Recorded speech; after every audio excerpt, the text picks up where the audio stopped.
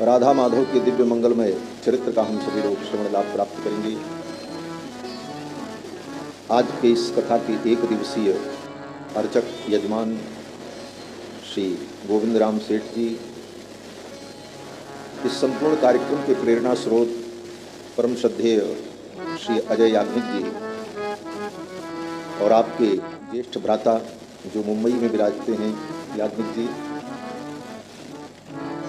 इन लोगों ने इस कथा की प्रेरणा दी और योजना बनी और आज भगवान के पावन सानिध्य में उनके चरणों में बैठकर सुनने सुनाने का ये सुंदर सुअवसर सुगम हुआ, प्राप्त हुआ।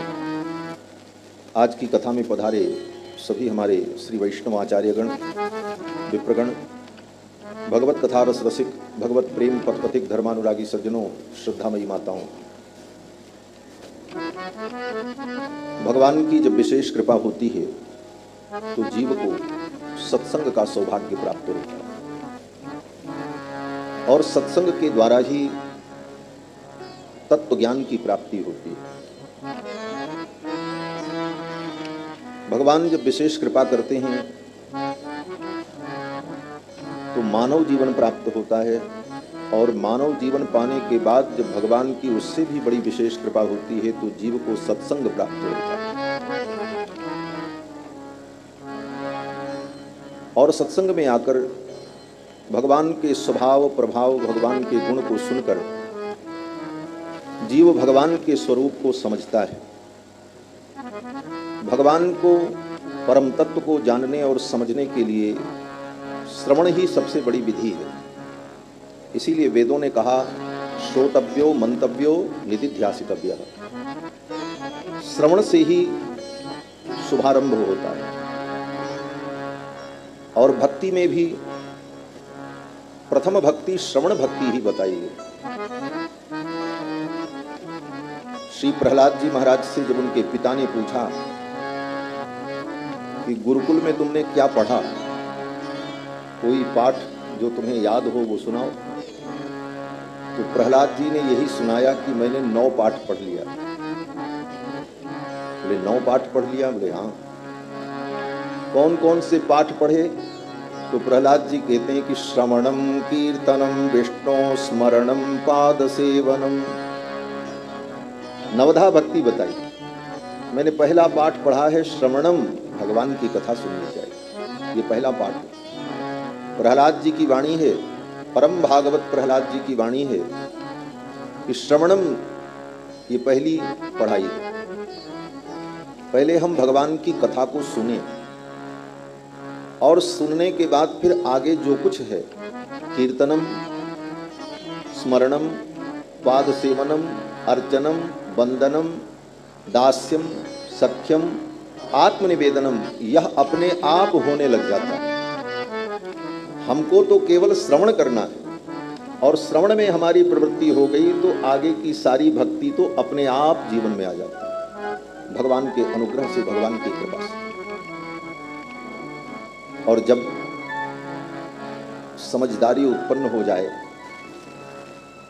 और कुछ समझने और सोचने की क्षमता जीवन में आ जाए तो संत महापुरुषों के चरणों में बैठकर तत्व विचार करना चाहिए। भगवान श्री रामलला सरकार जब बालक थे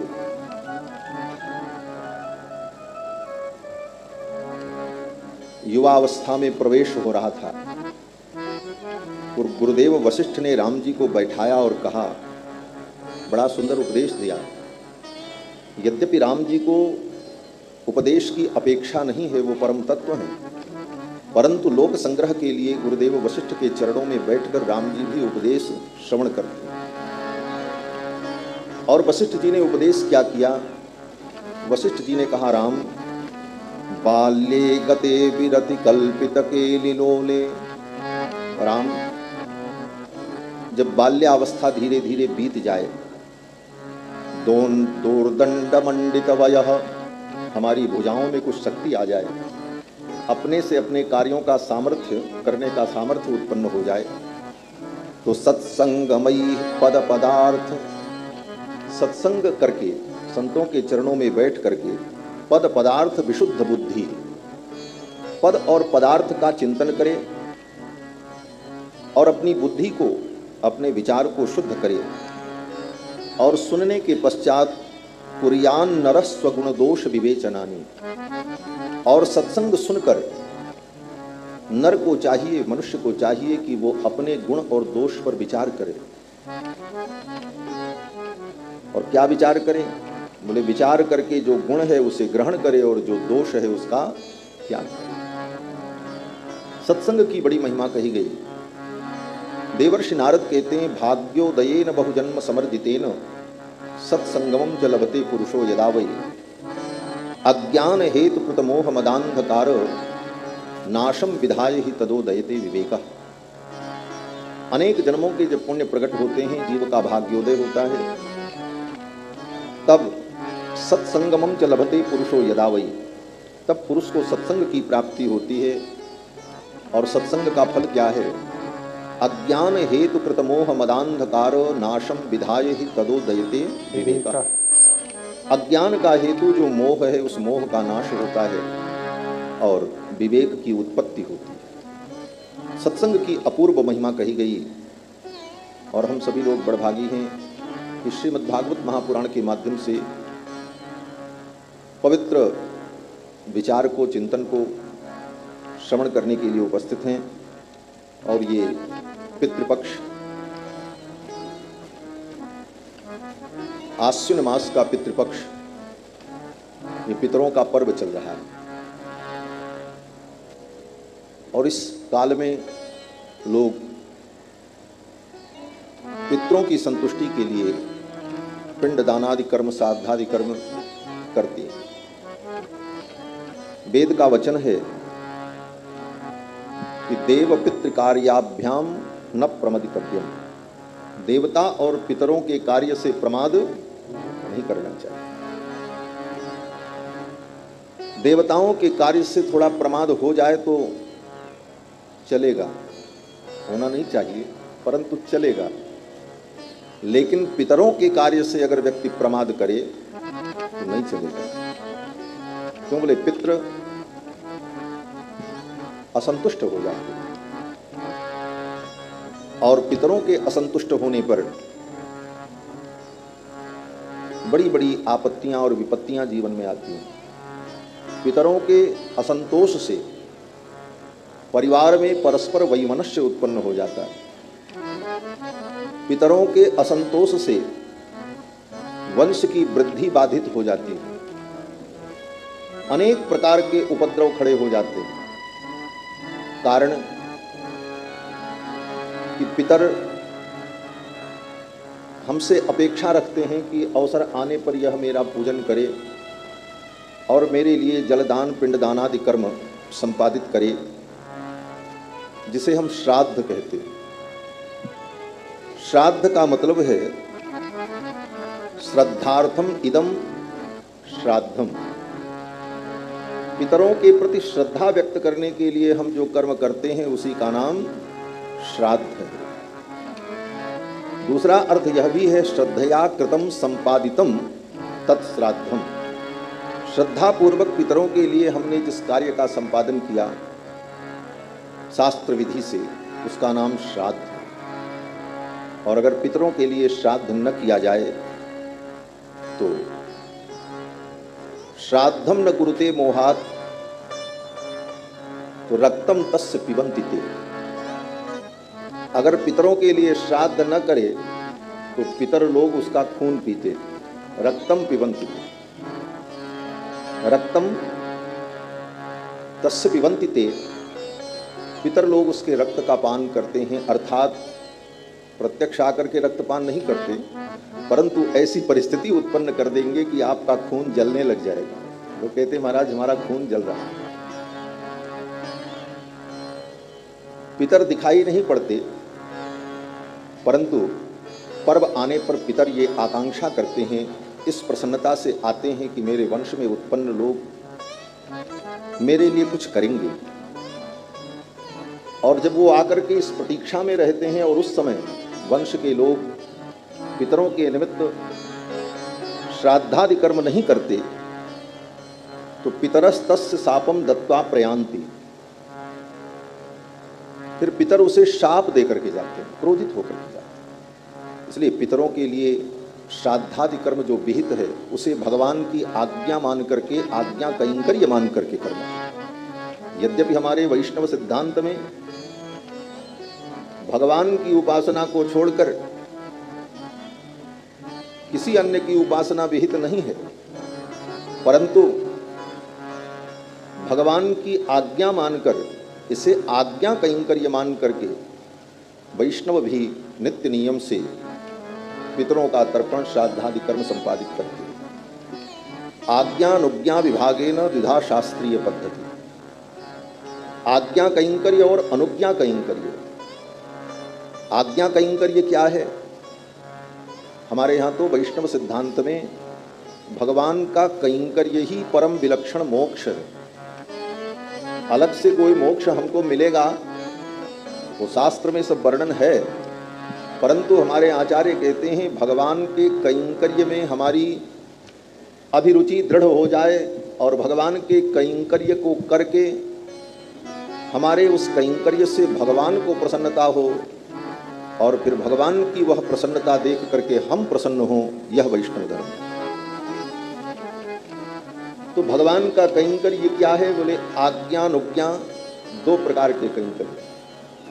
भगवान ने शास्त्र में जो आज्ञा दी है उन आज्ञाओं का पालन करना, ये भगवान का आज्ञा कैंकर्य है।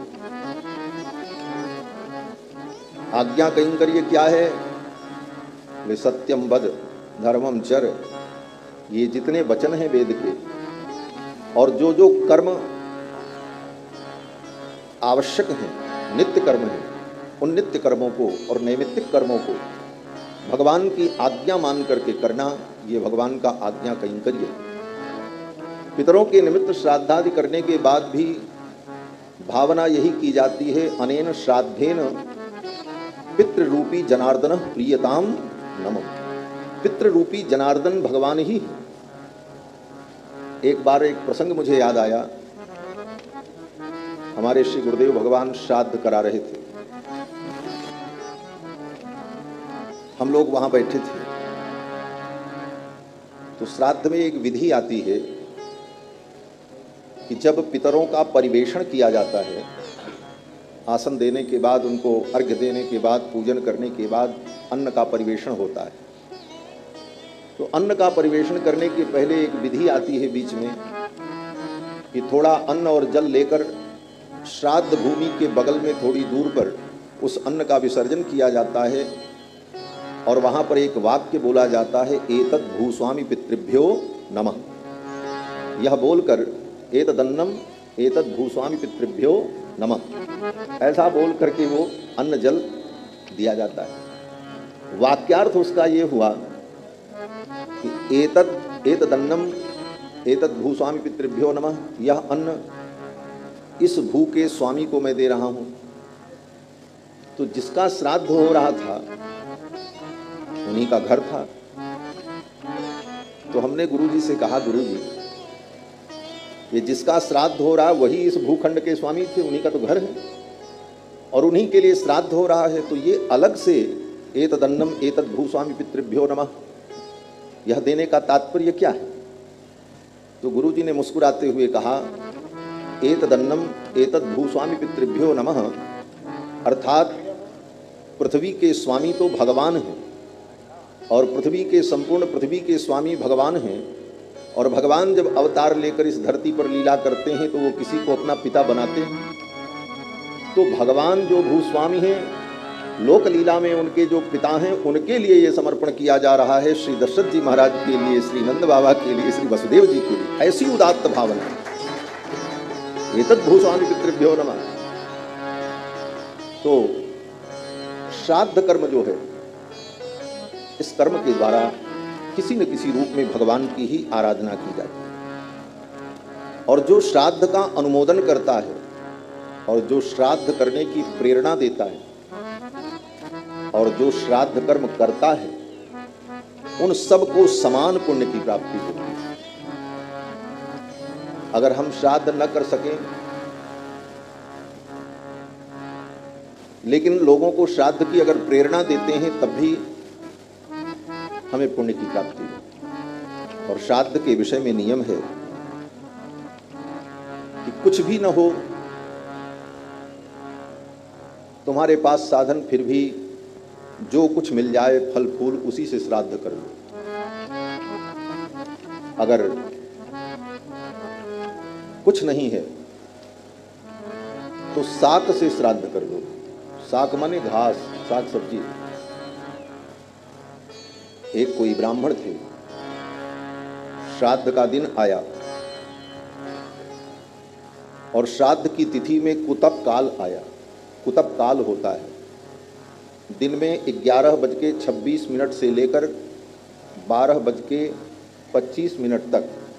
ये काल जो होता है इसको कुतप काल कहते हैं। इस काल में श्राद्ध करने पर पितरों को विशेष संतुष्टि की प्राप्ति होती है। और ये अद्भुत संयोग माना जाता है। ऐसे कुतप 8 प्रकार के कुतप का वर्णन शास्त्रों में है। 8 प्रकार के कुतप में एक तो काल है, दिन के 11:30 बजे से 12:30 बजे तक समझ लो मोटा मोटा। दूसरा श्राद्ध में खड्गपात्र, ये कुतप है। खड्गपात्र माने एक जीव होता है जिसको गेंडा कहते हैं। गेंडा की जो सींग होती है उसकी सींग से बना हुआ पात्र हो और उसमें जल रखकर पितरों के लिए कर्म किया जाए, उसको खड्गपात्र कहते हैं। और दूसरा तिल, और चौथा दर्भ, और पांचवा रौप्य। रौप्य माने चांदी। पितरों के कार्य में अगर एक चांदी के बर्तन का प्रयोग किया जाए तो पितरों को विशेष संतुष्टि प्राप्त होती है। ग्रंथों में यहाँ तक लिखा है कि अगर मौके पर चांदी का पात्र न हो तो चांदी का रजत शब्द का उच्चारण कर ले तब भी पितरों को संतोष प्राप्त होगा। और नेपाली कंबल, नेपाल के कंबल का आसन बनाकर और उस पे बैठकर श्राद्धादि कर्म करे, यह कुतप है। और दौहित्र, बेटी का बेटा श्राद्ध कर्म हो और बेटी का बेटा घर में हो और उसके सामने श्राद्ध कर्म हो तो पितरों को विशेष संतुष्टि की प्राप्ति।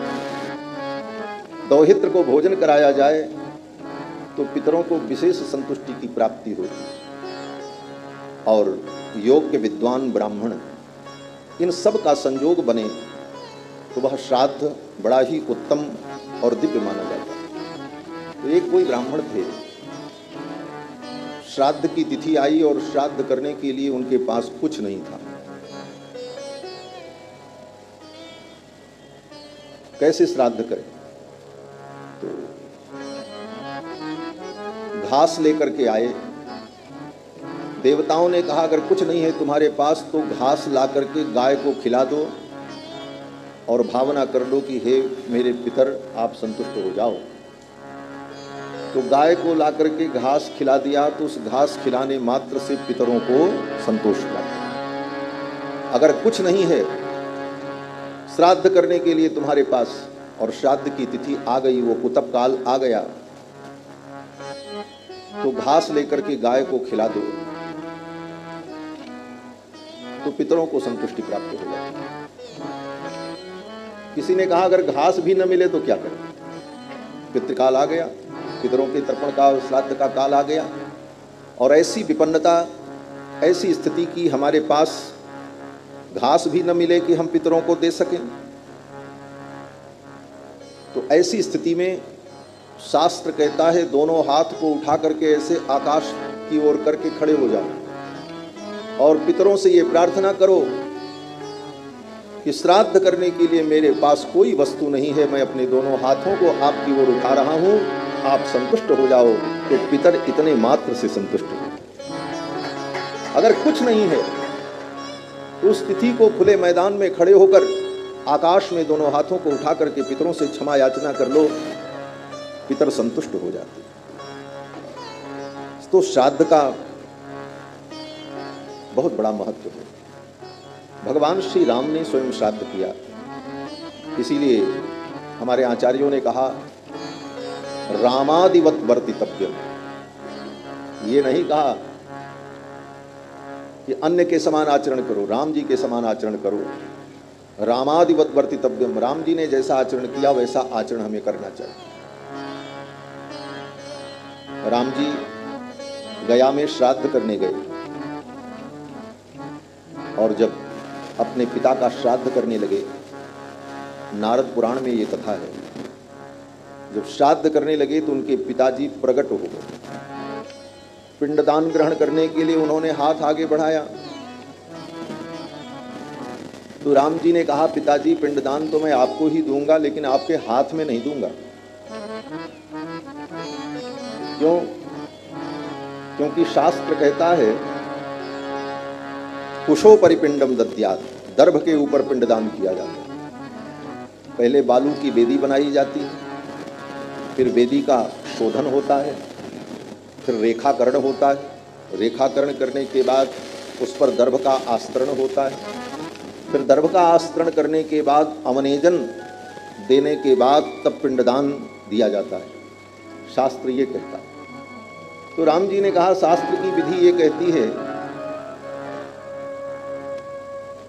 कि कुशो परिपिंडम दद्यात्, तो मैं कुश पर पिंडदान करूंगा, आपके हाथ में पिंडदान। ये शास्त्र की निष्ठा देखकर देवता प्रसन्न हो गए और देवताओं ने राम जी के ऊपर पुष्प की वर्षा की। ये शास्त्र की निष्ठा होनी चाहिए। प्रत्यक्ष पिता प्रकट थे, लेकिन पिता के हाथ में पिंड, केवल शास्त्र कहता है कुश पर पिंड दिया जाए तो कुश पर पिंड दान। ये शास्त्र की निष्ठा ही धर्म है। हम अपने मन से कुछ भी कर लें और हमारा मन मान ले कि ये धर्म है, बोले वो धर्म नहीं होगा। शास्त्र जो कहेगा उस विधि का हम पालन करेंगे, वो धर्म होगा। क्योंकि धर्म क्या है? बोले वेद प्रणहितो धर्म, वेदात् धर्मो ही निर्बभौ। वेद ही धर्म का मूल है और वेद शास्त्र जो कहे उस विधि का पालन करें, इसी का नाम धर्म है। तो राम जी ने गया में पिंडदान किया और विधि पूर्वक किया, और वहां तो यह भी कथा है कि दशरथ जी महाराज बड़े प्रसन्न हुए। उन्होंने राम जी को आशीर्वाद दिया और कहा, पुत्र तुम्हारा राज्य विलक्षण और अखंड होगा, और जब तुम अपनी लीला का संवरण करके जाओगे तो अयोध्या के सभी प्राणी तुम्हारे साथ तुम्हारे धाम को प्राप्त करेंगे। ये मेरा आशीर्वाद है। यही आशीर्वाद दिया दशरथ जी राम जी। यद्यपि राम जी सर्वसमर्थ हैं, वो संसार के सभी प्राणियों को अपने संकल्प मात्र से परम गति प्रदान करने का सामर्थ्य रखते हैं और वही उनका सामर्थ्य है, परंतु पितरों के प्रति जो श्रद्धा है उस श्रद्धा का परिणाम क्या प्राप्त हुआ यह बताने के लिए ऐसी लीला हुई।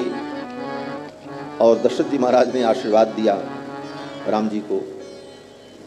तो श्राद्ध में श्रद्धा और विश्वास के साथ पितरों के लिए जो कार्य किया जाए वह मंगल कारक होता है। श्राद्ध में 3 चीजें बड़ी महत्वपूर्ण होती हैं। त्रीणि चात्र प्रशंसन्ति। श्राद्ध में 3 चीजों की बड़ी प्रशंसा की गई है। कौन कौन सी चीज? शौचम अक्रोध अत्वराम। श्राद्ध करे तो बड़े पवित्रता से करे और हर वस्तु पवित्र हो, ये प्रयास हो। और दूसरी बात अक्रोधम, श्राद्ध करते समय क्रोध को ना आने दे। अभी इस बात पर मुझे एक बात याद आ गई। जब मैं पीएचडी कर रहा था तो जिनके दिशा निर्देश में हमारा शोध कार्य था, अच्छे महापुरुष थे, कुलपति थे। तो पितृपक्ष आया तो पितृ विसर्जन के दिन उन्होंने हमसे कहा कि आकर के पार्वण श्राद्ध करा देना। तो मैं गया पार्वण श्राद्ध कराने और जब वेदी को शुद्ध करने का समय आया तो गाय का गोबर, गोमय की जरूरत पड़ती है। तो गोमय के लिए उन्होंने अपने परिवार के ही एक नाती से कहा कि जाओ गोबर ले आओ। अब वो गोबर लेकर के तो आया, लेकिन वो शहर की गाय कैसी होती हैं आप जानते ही हैं। जैसा गोबर होना चाहिए वैसा गोबर नहीं था। अब महाराज इसी बात पर वो इतने नाराज हुए कि पहले उठ करके उसको श्रीमन नारायण, और उसके बाद तब आधे घंटे तक उस क्रोध में वो रहे। बाद में धीरे धीरे उनका क्रोध शांत हुआ, तब श्राद्ध करने लगे। श्राद्ध में क्रोध नहीं करना चाहिए। श्राद्ध करते समय क्रोध आ जाए तो वो श्राद्ध अपवित्र हो जाता है। और श्राद्ध में तीसरी चीज अत्वराम, जल्दबाजी नहीं करनी चाहिए। जैसे अन्य कर्मों में व्यक्ति जल्दी जल्दी मंत्र पढ़ लेता है, जल्दी जल्दी क्रियाएं कर लेता है समय के अभाव में, श्राद्ध में शीघ्रता नहीं करनी चाहिए, बल्कि आराम से धीरे धीरे एक एक कार्य का संपादन करना चाहिए। ये मैंने अपने गुरुजी से देखा। तब मुझे ये वाक्य नहीं मिला था शास्त्र का, परंतु गुरुजी जब श्राद्ध करते थे तो मध्याह्न संध्या करने के बाद 12-1 बजे के बाद 12 बजे तक उनका श्राद्ध शुरू होता था और चलता था शाम के 6 बजे तक, 7 बज जाते। पार्वण श्राद्ध करते थे तो एक एक कार्य बड़े आराम से, इतना विलंब करते। तो श्राद्ध में जितना आराम से कार्य करे, क्रियाओं का संपादन करे, वो श्राद्ध उत्तम माना जाता है। और श्राद्ध के द्वारा संपूर्ण विश्व का प्रीणन होता है। जो हमारी सनातन संस्कृति है, सर्वे भवन्तु सुखिनः, सर्वे सन्तु निरामयाः, सर्वे भद्राणि पश्यन्तु मा कश्चित् दुःख भाग् भवेत्, यह उद्घोष जो हम करते हैं, हमारे सनातन धर्म की समस्त क्रियाओं का परम फल यही माना जाता है। श्राद्ध का भी यही परम फल है कि श्राद्ध के द्वारा संपूर्ण विश्व का पोषण होता है। श्राद्धम श्रद्धान्वितम कुर्यात्, श्रद्धा से अन्वित होकर के व्यक्ति अगर श्राद्ध करे तो प्रीणयन्त खिलम जगत, संपूर्ण जगत उससे प्रीणन को प्राप्त करता है, अर्थात संतुष्टि को प्राप्त करता है। तो श्राद्ध कर्म बड़ा महत्वपूर्ण कर्म है। और इस समय पितृपक्ष चल रहा है और पितृपक्ष में श्रीमद् भागवत की कथा, यह भी पितरों के कल्याण के लिए ही समझो। कारण भागवत के महात्म्य में जो वर्णन है, धुंधकारी की कथा बड़ी प्रसिद्ध है।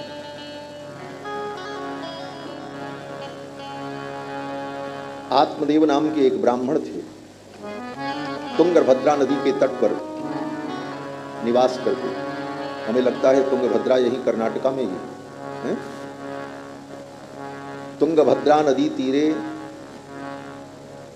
तुंगभद्रा नदी के तट पर बड़ा सुंदर उत्तम पत्तन था, नगर था।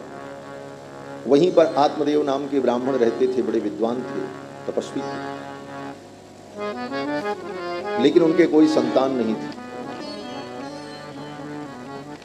किसी को देखते थे कि वो अपने पुत्र को गोद में लेकर के दुलार कर रहा है, लाड कर रहा है, तो उनके मन में भी ये भावना होती कि हमारे भी ऐसी संतान होती, हम भी लाड करते, दुलार करते।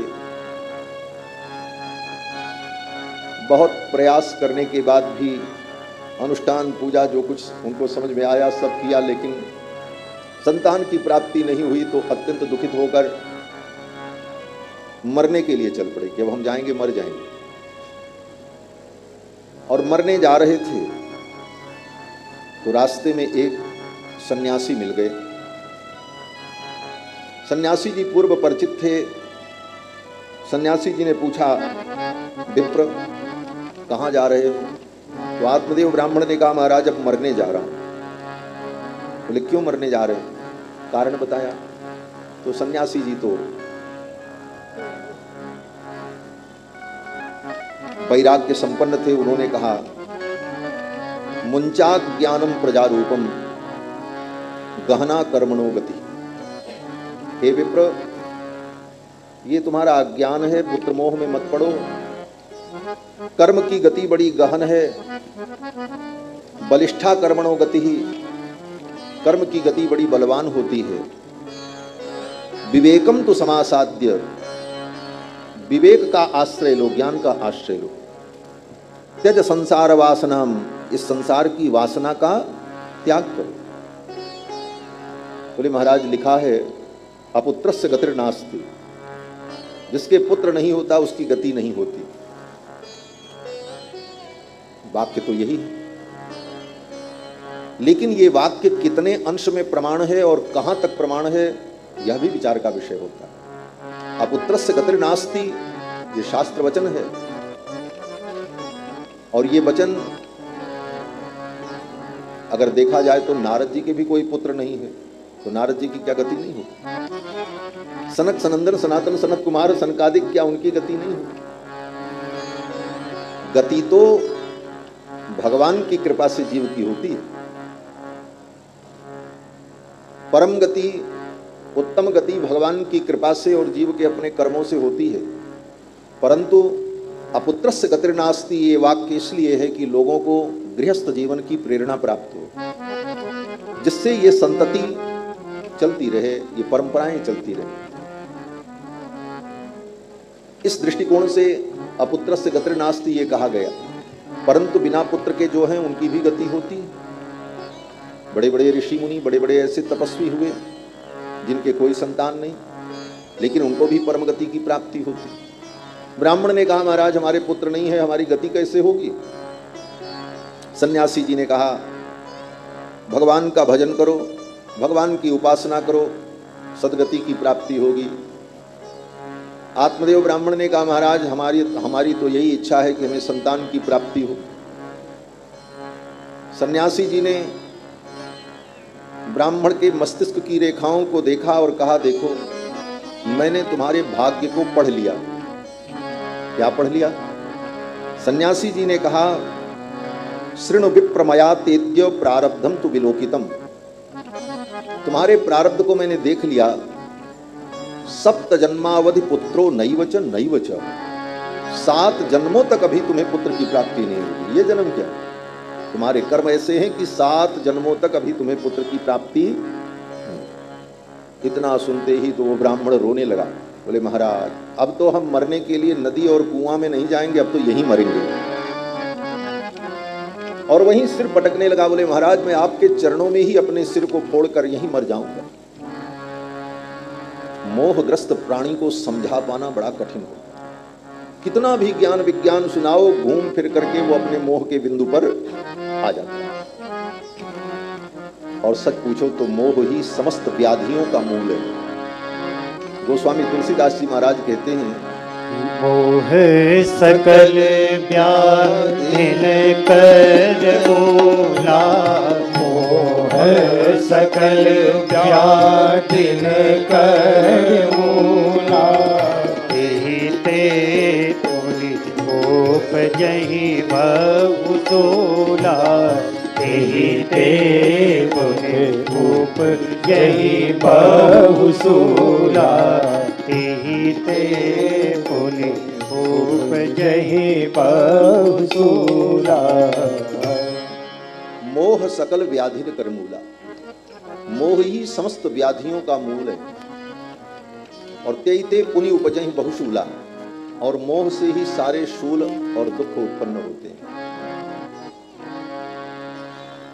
मोह से ही अज्ञान उत्पन्न होता है, और वही अज्ञान दुख का कारण बनता है। ब्राह्मण ने, वो सन्यासी जी ने समझाया, लेकिन वो ब्राह्मण देवता नहीं माने। बोले महाराज हमको तो पुत्र मिले तभी हमको शांति हुई। ब्राह्मण ने देखा ये मर जाएगा, सन्यासी जी ने देखा मेरे सामने ये मरेगा, इससे अच्छा है कोई उपाय मैं कर दूं, इस ब्राह्मण का प्राण बचे। श्रीमद् भागवत महापुराण के 10वें स्कंद का पाठ कर रहे थे। पाठ पूरा हो चुका था। झोली में से एक फल निकाला और संकल्प किया कि श्रीमद् भागवत के 10वें स्कंद का हमने जो पाठ किया, उस पाठ के फलस्वरूप इस ब्राह्मण को पुत्र की प्राप्ति हो, ये कहकर वो फल दे दो। और कहा ले जाओ ये फल अपनी पत्नी को खिला देना, इस फल के भक्षण से तुम्हारी पत्नी सुंदर पुत्र को जन्म देगी। ब्राह्मण देवता वो फल लेकर के आए, आकर के अपनी पत्नी को दिया, जैसे खा लो। पत्नी का नाम था धुंधुली, थी तो पतिव्रता, पतिपरायणा थी, लेकिन बड़ी विचित्र स्वभाव की थी। फल ला करके दिया, आत्मदेव ब्राह्मण ने कहा इसे खा लो, पुत्र की प्राप्ति होगी। तो उस पत्नी ने फल को तो ले लिया, लेकिन लेने के बाद खाई नहीं, लेकर के विचार करने लगी क्या करूं, अगर इस फल को मैं खाऊंगी तो गर्भवती हो जाऊंगी। फल भक्षेण गर्भस्यात् गर्भेणोदर वृद्धिता, इस फल को अगर मैंने खाया तो गर्भवती हो जाऊंगी और गर्भ होने पर मेरा पेट बड़ा हो जाएगा, गर्भेण उदर वृद्धिता, उदर वृद्धि हो जाएगी। और फिर किसी प्रकार अगर मैंने समय व्यतीत कर लिया और गर्भ के बालक का जन्म का समय आया और कहीं बालक उल्टा हो गया पेट में, तब तो मेरा मरण हो जाएगा। तदा मे मरण ध्रुवम, तब तो मेरा मरण हो जाएगा। प्रसूतौ दारुणम दुखम सुकुमारी कथम सहे, और मैं इतनी सुकुमारी हूं, प्रसव की वेदना को कैसे सहन कर पाऊंगी। और उसके बाद वो सोचने लगी कि अगर इस फल के भक्षण से गर्भ हुआ और गर्भ के जन्म के समय मेरा प्राण निकल गया तो मरने की तो चिंता नहीं है, लेकिन मेरे मरने के बाद मेरा जो धन है सब मेरी ननद ले लेगी, मेरी जेठानी ले लेगी, इसकी चिंता है। ये मैं हंसने के लिए नहीं कह रहा हूं, ऐसे ही वाक्य यहां लिखा है महात्मा ने। उसने कहा कि मंदायाम मयि सर्वस्वम ननांदा संहरे तदा, मेरे मर जाने के बाद मेरा सारा धन तो मेरी ननद ले जाएगी, मेरी देवरानी जेठानी ले लेंगी, और अगर मेरा प्राण नहीं निकला, मैं बच गई, तो उस बच्चे को पालना पड़ेगा, ये दूसरी समस्या खड़ी हो जाएगी। लालने पालने दुखम, उस बच्चे के लालन पालन में कितना दुख होगा। इसलिए मेरी दृष्टि में तो संसार में दो ही स्त्रियां जो हैं वो सुखी हैं। ये किसकी दृष्टि है? धुंधुली की दृष्टि है, सबकी नहीं। वो धुंधुली कहती है मेरी दृष्टि में दो स्त्रियां सुखी हैं। कौन कौन? कहती बंध्या वा विधवा नारी, जो बंध्या है वो सुखी है। क्यों? बोले उसको इस झंझट में पड़ना नहीं पड़ा, ये बच्चों को जन्म दो, पालो पोसो, ये बवाल करो इतना। और दूसरी बोले विधवा, क्यों? बोले वैधव्य हो जाने के बाद संतान प्राप्ति की आशा समाप्त ही हो जाती। तो संसार में दो ही स्त्रियां सुखी हैं, बंध्या वा विधवा नारी, सुखिनी चेति में मति ही। उसने कहा मेरी मति तो यही कहती है दो प्रकार की स्त्रियां ही सुखी हैं, तो इसलिए मैं बंध्या ही रहूं, ये ठीक है, मैं संतान को जन्म नहीं दूं। एवं कुतर्क योगे न तत्फलम नैव भक्षितम, ऐसा कुतर्क किया। थोड़ी देर के लिए बातें बड़ी अच्छी लगती हैं, उसके तर्क भी बड़े सटीक थे कि फल खाऊंगी तो गर्भ होगा, गर्भ होगा तो गर्भ बड़ा हो जाएगा। यहां तक उसने सोचा कि गांव में अगर आग लग गई तो मैं भागूंगी कैसे। दैवात घाटी ब्रजेत ग्रामे पलायेत गर्भिणी कथम, गांव में कोई उपद्रव हो जाए, कोई बहुत बड़ा दंगा फसाद हो जाए तो लोग तो भाग करके अपना प्राण बचा लेंगे, गर्भिणी तो भाग भी नहीं पाएगी, फिर तो मेरा मरना मजबूरी हो जाएगी। बातें तो कुछ अंश में ठीक समझ में आती, परंतु ये कुतर्क है, इसी को कुतर्क कहा जाता है। और कुतर्क के द्वारा व्यक्ति धर्म की उपेक्षा कर देता है। तर्क होना चाहिए। यस तर्केण अनुसंधत्ते सधर्मो वेदनेतरः, श्री मनु जी महाराज कहते हैं धर्म के विषय में विचार करने पर तर्क करना चाहिए, लेकिन वह तर्क कुतर्क न बन जाए, ये सावधान रहना चाहिए। आजकल लोग तर्क नहीं करते, कुतर्क करते। ऐसा तो ऐसा क्यों, ऐसा तो ऐसा। तर्क करो, विचार करो। हमारे यहाँ विचार की छूट दी गई है, आज तक विचार हो रहा है। बड़े बड़े शास्त्रार्थ इसीलिए होते हैं। शास्त्रार्थ क्या है? विचार ही तो है, तर्कों के द्वारा, लेकिन कुतर्क नहीं। उसने कुतर्क किया और फल को नहीं खाया।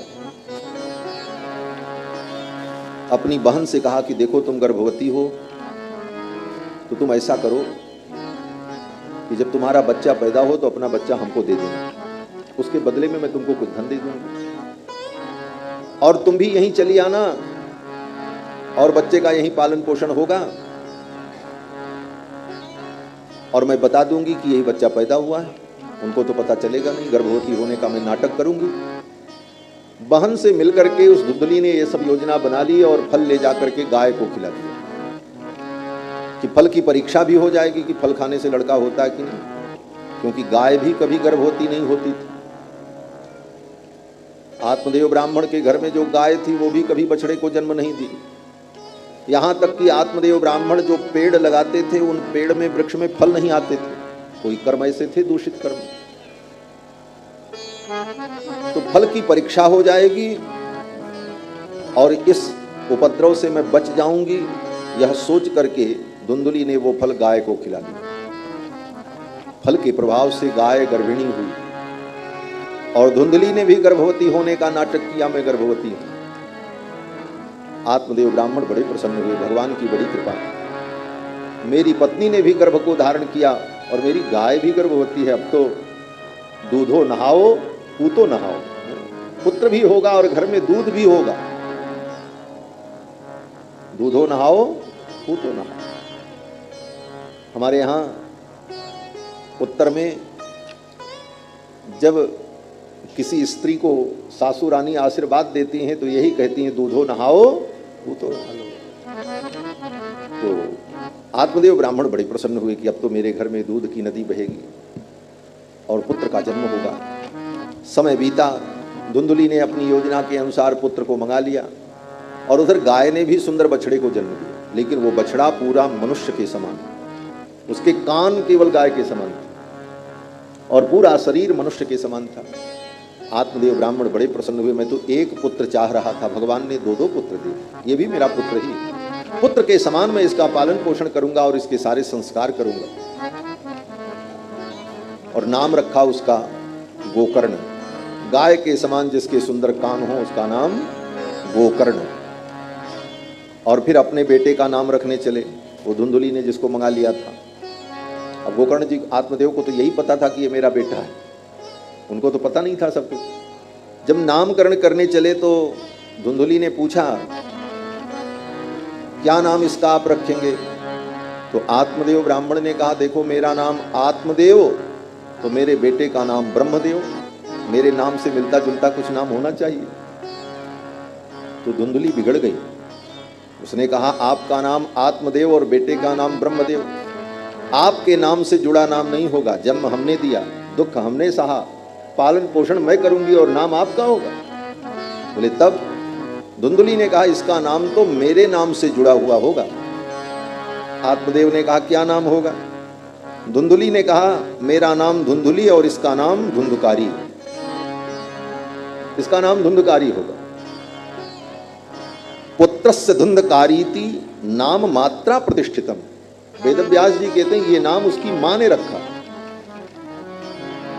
मां ने कहा इसका नाम धुंधकारी होगा। दोनों बालकों का जो है संस्कार किया, जात कर्म नामकरण अन्नप्राशन चूड़ाकरण कर्णवेद। पंडित कोई जाति नहीं होती और ब्राह्मण विद्वान होते हैं, इसलिए ब्राह्मण को पंडित कहा जाता है। पंडित कोई जाति नहीं। कोई भी व्यक्ति किसी विषय का विशेषज्ञ हो तो वो उस विषय का पंडित कहलाता है। राम जी भी पंडित, राम जी भी पंडित। और कहाँ लिखा है? बोले गोस्वामी जी ने लिखा, खर दूषण विराध बध पंडित। खर दूषण और विराध को मारने में पंडित हैं, उस कला में निपुण। तो पंडित का मतलब जो विशेषज्ञ हो। तो गोकर्ण जी महाराज तो बड़े विद्वान हो गए, पंडित हो गए। गोकर्ण पंडितो ज्ञानी और धुंधकारी महाखलह। धुंधकारी महादुष्ट हुआ। कितना दुष्ट हुआ? वेदव्यास जी लिखते हैं कि 6-6 दिन तक तो वो स्नान नहीं करता था, नहाए नहीं। अपवित्रता पवित्रता का कोई भेद उसे नहीं समझ में आया और सारे पाप कर्म करने लगा। दुष्परिग्रह करता च सब हस्तेन भोजनम। लोग तो यही जानते थे कि ब्राह्मण का बेटा है, ब्राह्मण है, इसलिए लोग दान पुण्य करने आते थे तो सबसे दान ले लेता था,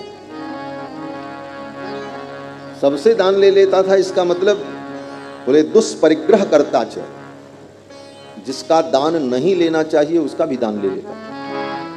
ब्राह्मण दान लेता है, लेकिन ब्राह्मण के लिए यह भी शास्त्र का नियम है कि सबका दान नहीं लेना चाहिए।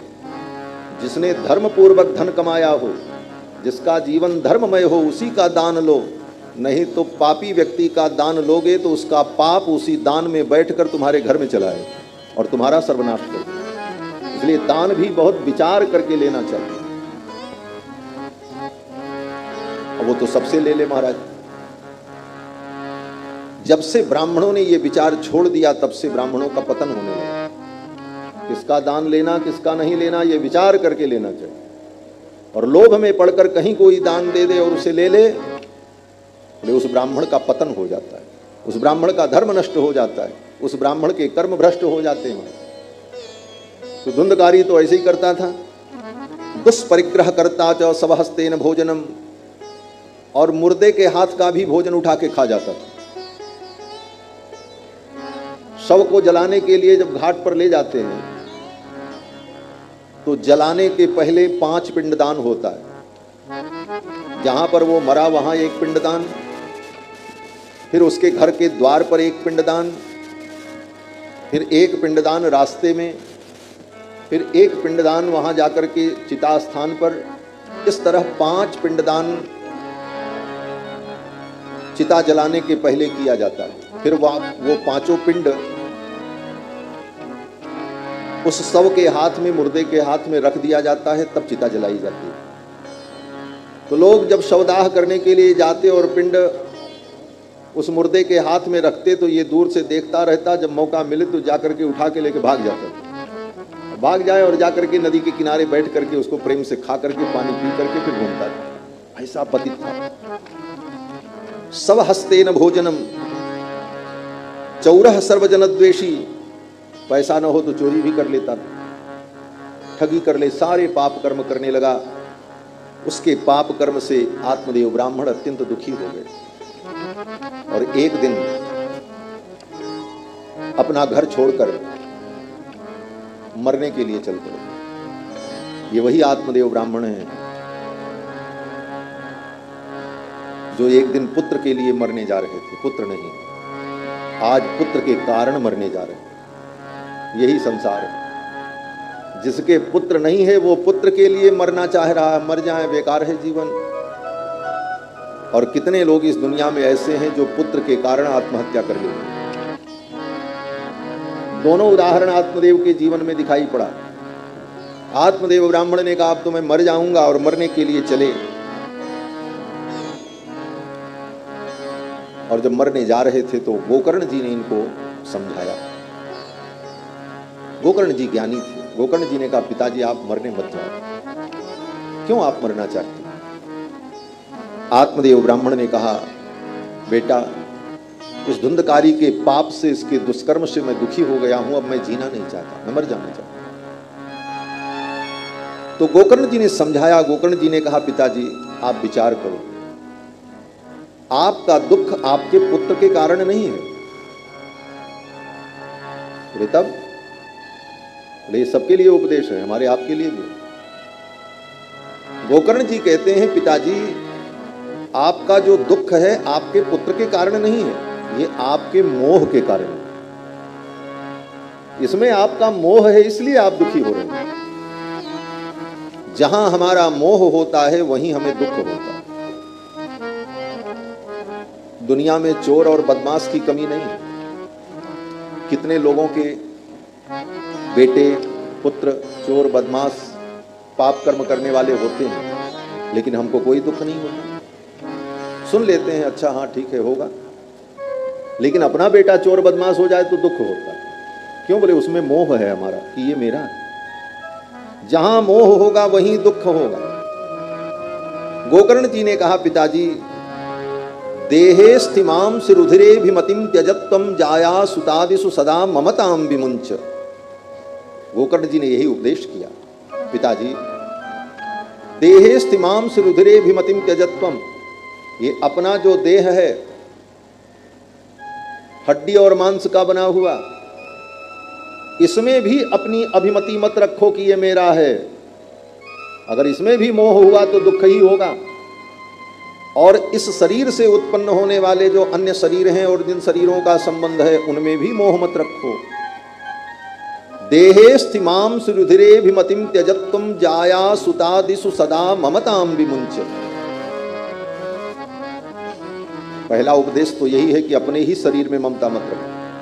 और जब अपने शरीर में ममता नहीं तो इस शरीर के संबंध से जितने शरीर संसार में हैं उनमें भी हमारी ममता न हो। ममताम विमुंच, इस ममता को छोड़ो। क्यों? बोले पश्यानिशम जगदिदम क्षणभंग निष्ठम। पिताजी, ये संसार जो है ये क्षणभंगुर है। एक क्षण में ये संसार कब छूट जाए इसका कोई ठिकाना नहीं। पश्यानिशम जगदिदम क्षणभंग निष्ठम वैराग्य राग रसिको भव भक्ति निष्ठः। वैराग्य राग के रसिक बनो और भगवान के चरणों में भक्ति करो। ये संसार तो छूटने वाला है। गोकर्ण जी ने कहा, पिताजी धर्मम भजस्व, धर्म का भजन करो, धर्म का आचरण करो। त्यज लोक धर्मान, लोक धर्म को छोड़कर। लोक धर्म का मतलब सांसारिक व्यवहार। जो व्यक्ति ज्यादा सांसारिक व्यवहार को संभालने में लगता है उसका स्वयं का धर्म छूट जाता है। सारी दुनिया को आप संतुष्ट नहीं कर पाओगे और सबके साथ आप व्यवहार निभा लो, यह भी संसार में संभव नहीं। इसलिए लोक को बहुत संभालने के चक्कर में नहीं पड़ना चाहिए। जितना संभल जाए सहजता से ठीक है, और नहीं संभला तो कोई बात नहीं। त्यज लोक धर्मान सेवस्व साधु पुरुषान जहि काम तृष्णान। सुखदेव जी कहते हैं साधु पुरुषों की सेवा करो, काम तृष्णा को, इच्छाओं को त्याग करके। अन्यस्य दोष गुण चिंतन मासु मुक्त्वा, और दूसरों के गुण दोष का चिंतन करना बंद कर दो। किसी के गुण का चिंतन करोगे तो उसमें राग होगा और किसी के दोष का चिंतन करोगे तो उससे द्वेष हो जाएगा। रागत द्वेष का कारण यही है।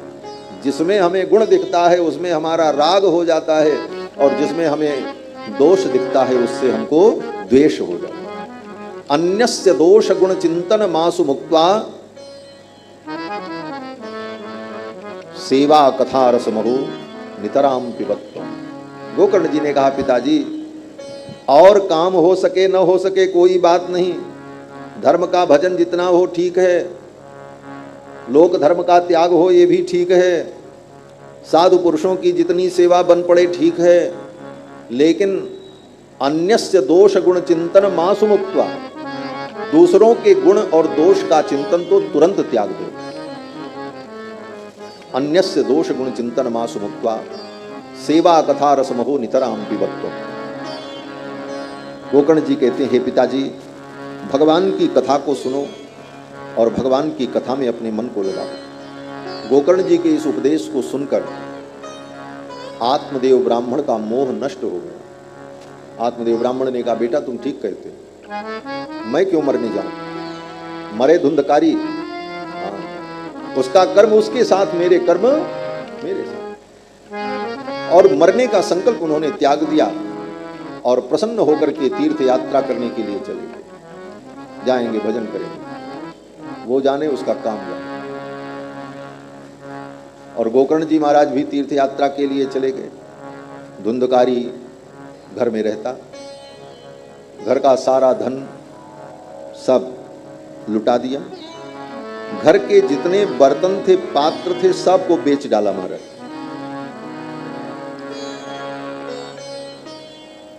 घर में जितनी कीमती वस्तुएं थी सबको बेच डाला, बेच करके खा गए।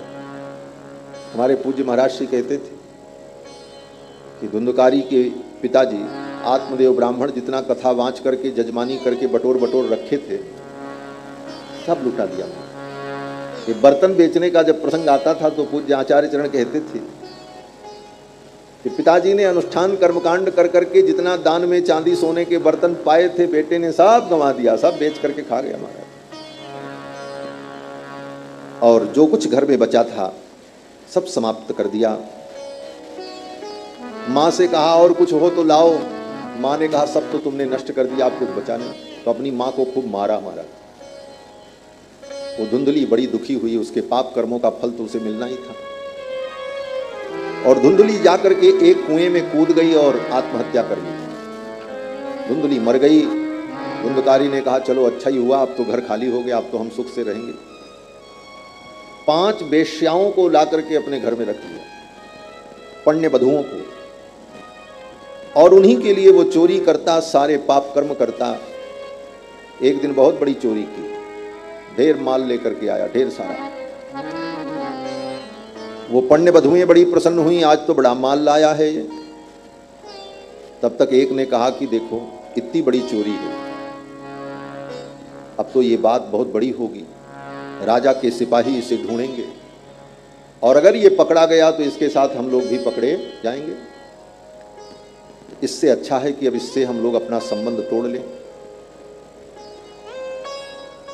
दूसरी ने कहा कहाँ जाओगी, ये बड़ा दुष्ट है, इस तरह इसे छोड़ करके हम चले जाएंगे तो ये हमको मार डालेगा।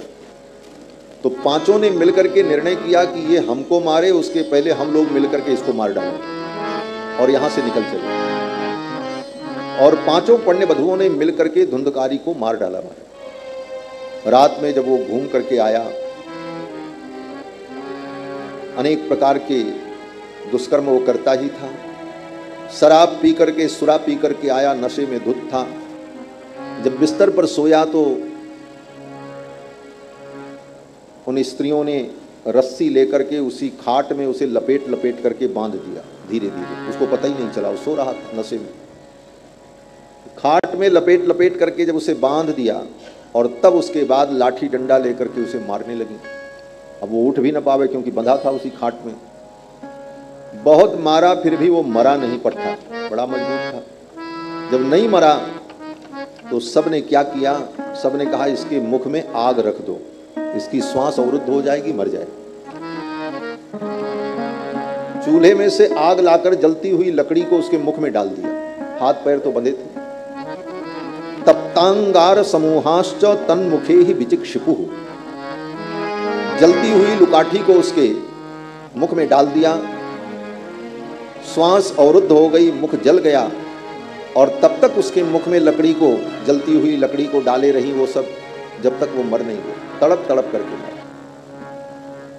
और फिर उन स्त्रियों ने उसको वहीं आंगन में जमीन में गड्ढा करके गाड़ दिया, भूमि को बराबर करके पानी डाल करके लीप दिया और सवेरे घर में ताला बंद किया, सारा सामान लेकर के चली गई।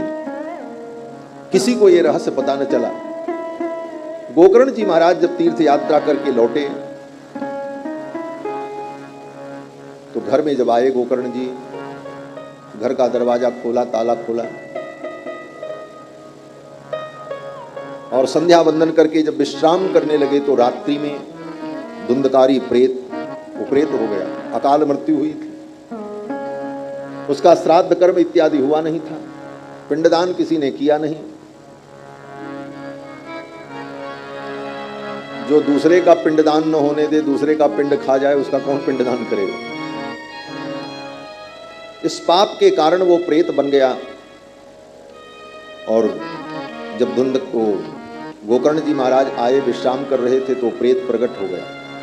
कभी भैंसे का रूप धारण करके, कभी भेड़ का रूप धारण करके, कभी हाथी का रूप धारण करके, कभी किसी रूप में, कभी किसी रूप में। गोकर्ण जी महाराज समझ गए ये कोई प्रेतात्मा है। कमंडल का जल लेकर के छींटा दिया, मंत्र का उच्चारण किया, थोड़ी शांति मिली और उसको बोलने का सामर्थ्य मिला। गोकर्ण जी ने पूछा तुम कौन हो? तो उसने कहा कि अहम भ्राता त्वदीयोस्मि धुंधकारी इति नामतः, मैं तुम्हारा भाई हूं, मेरा नाम धुंधकारी। अरे धुंधकारी तुम प्रेत कैसे हो गए? तो धुंधकारी ने कहा स्वकीय नैव दोषेन ब्रह्मत्वं नाशितम मया, अपने ही दोष के कारण, पाप के कारण मैंने अपने ब्राह्मणत्व को नष्ट कर दिया। ऐसे उत्तम कुल में जन्म हुआ था, लेकिन मैंने ऐसे पाप कर्म किए कि मुझे प्रेत बनना पड़ा। हे भाई, तुम मेरा उद्धार करो, मेरा कल्याण करो।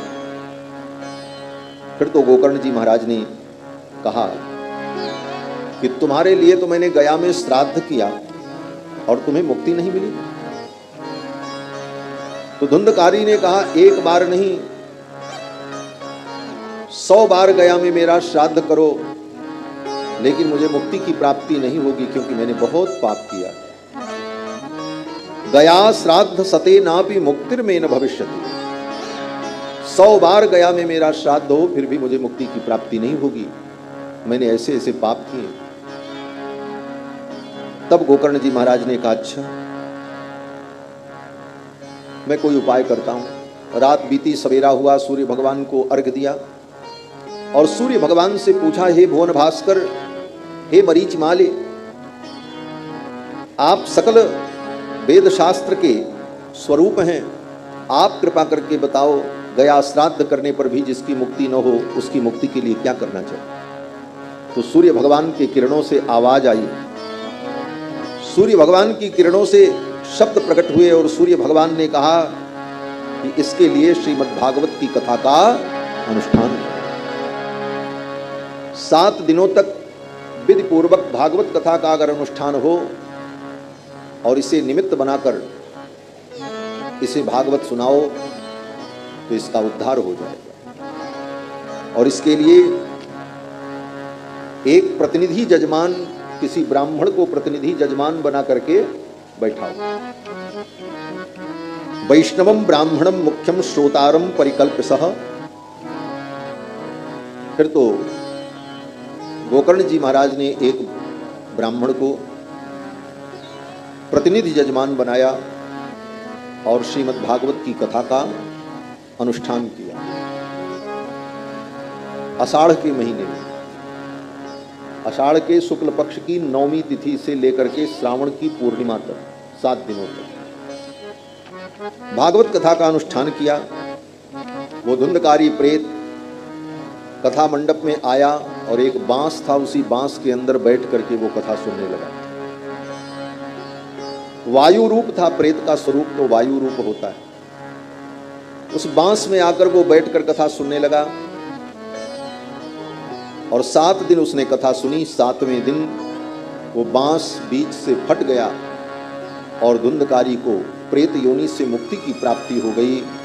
उसी समय देवता लोग विमान लेकर के आए और धुंधकारी जो प्रेत था वो चतुर्भुज हो गया, उसकी 4 भुजाएं हो गई और शंख चक्र गदा पद्म जैसे भगवान धारण करते हैं उसी प्रकार भगवत पार्षद बनकर पीतांबर धारण किए हुए दिव्य रूप धरो जातस तुलसी दाम मंडितः।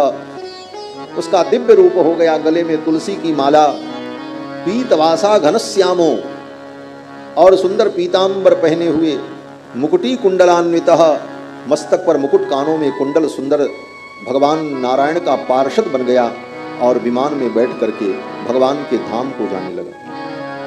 7 दिन की कथा सुन करके उसके सारे पाप नष्ट हो गए। जाते समय उसने अपने भाई को प्रणाम किया।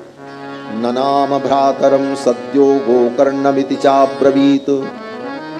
गोकर्ण जी को प्रणाम किया और धुंधकारी ने कहा कि त्वयाहं मोचितो बंधो कृपया प्रेत कल्मषात्। हे बंधु, हे भाई, तुमने हमको प्रेत योनि से मुक्त कर दिया, तुमने बड़ी कृपा की मेरे ऊपर।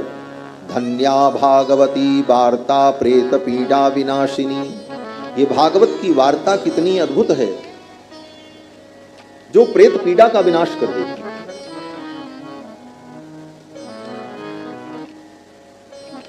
प्रेत का एक अर्थ तो ये होता है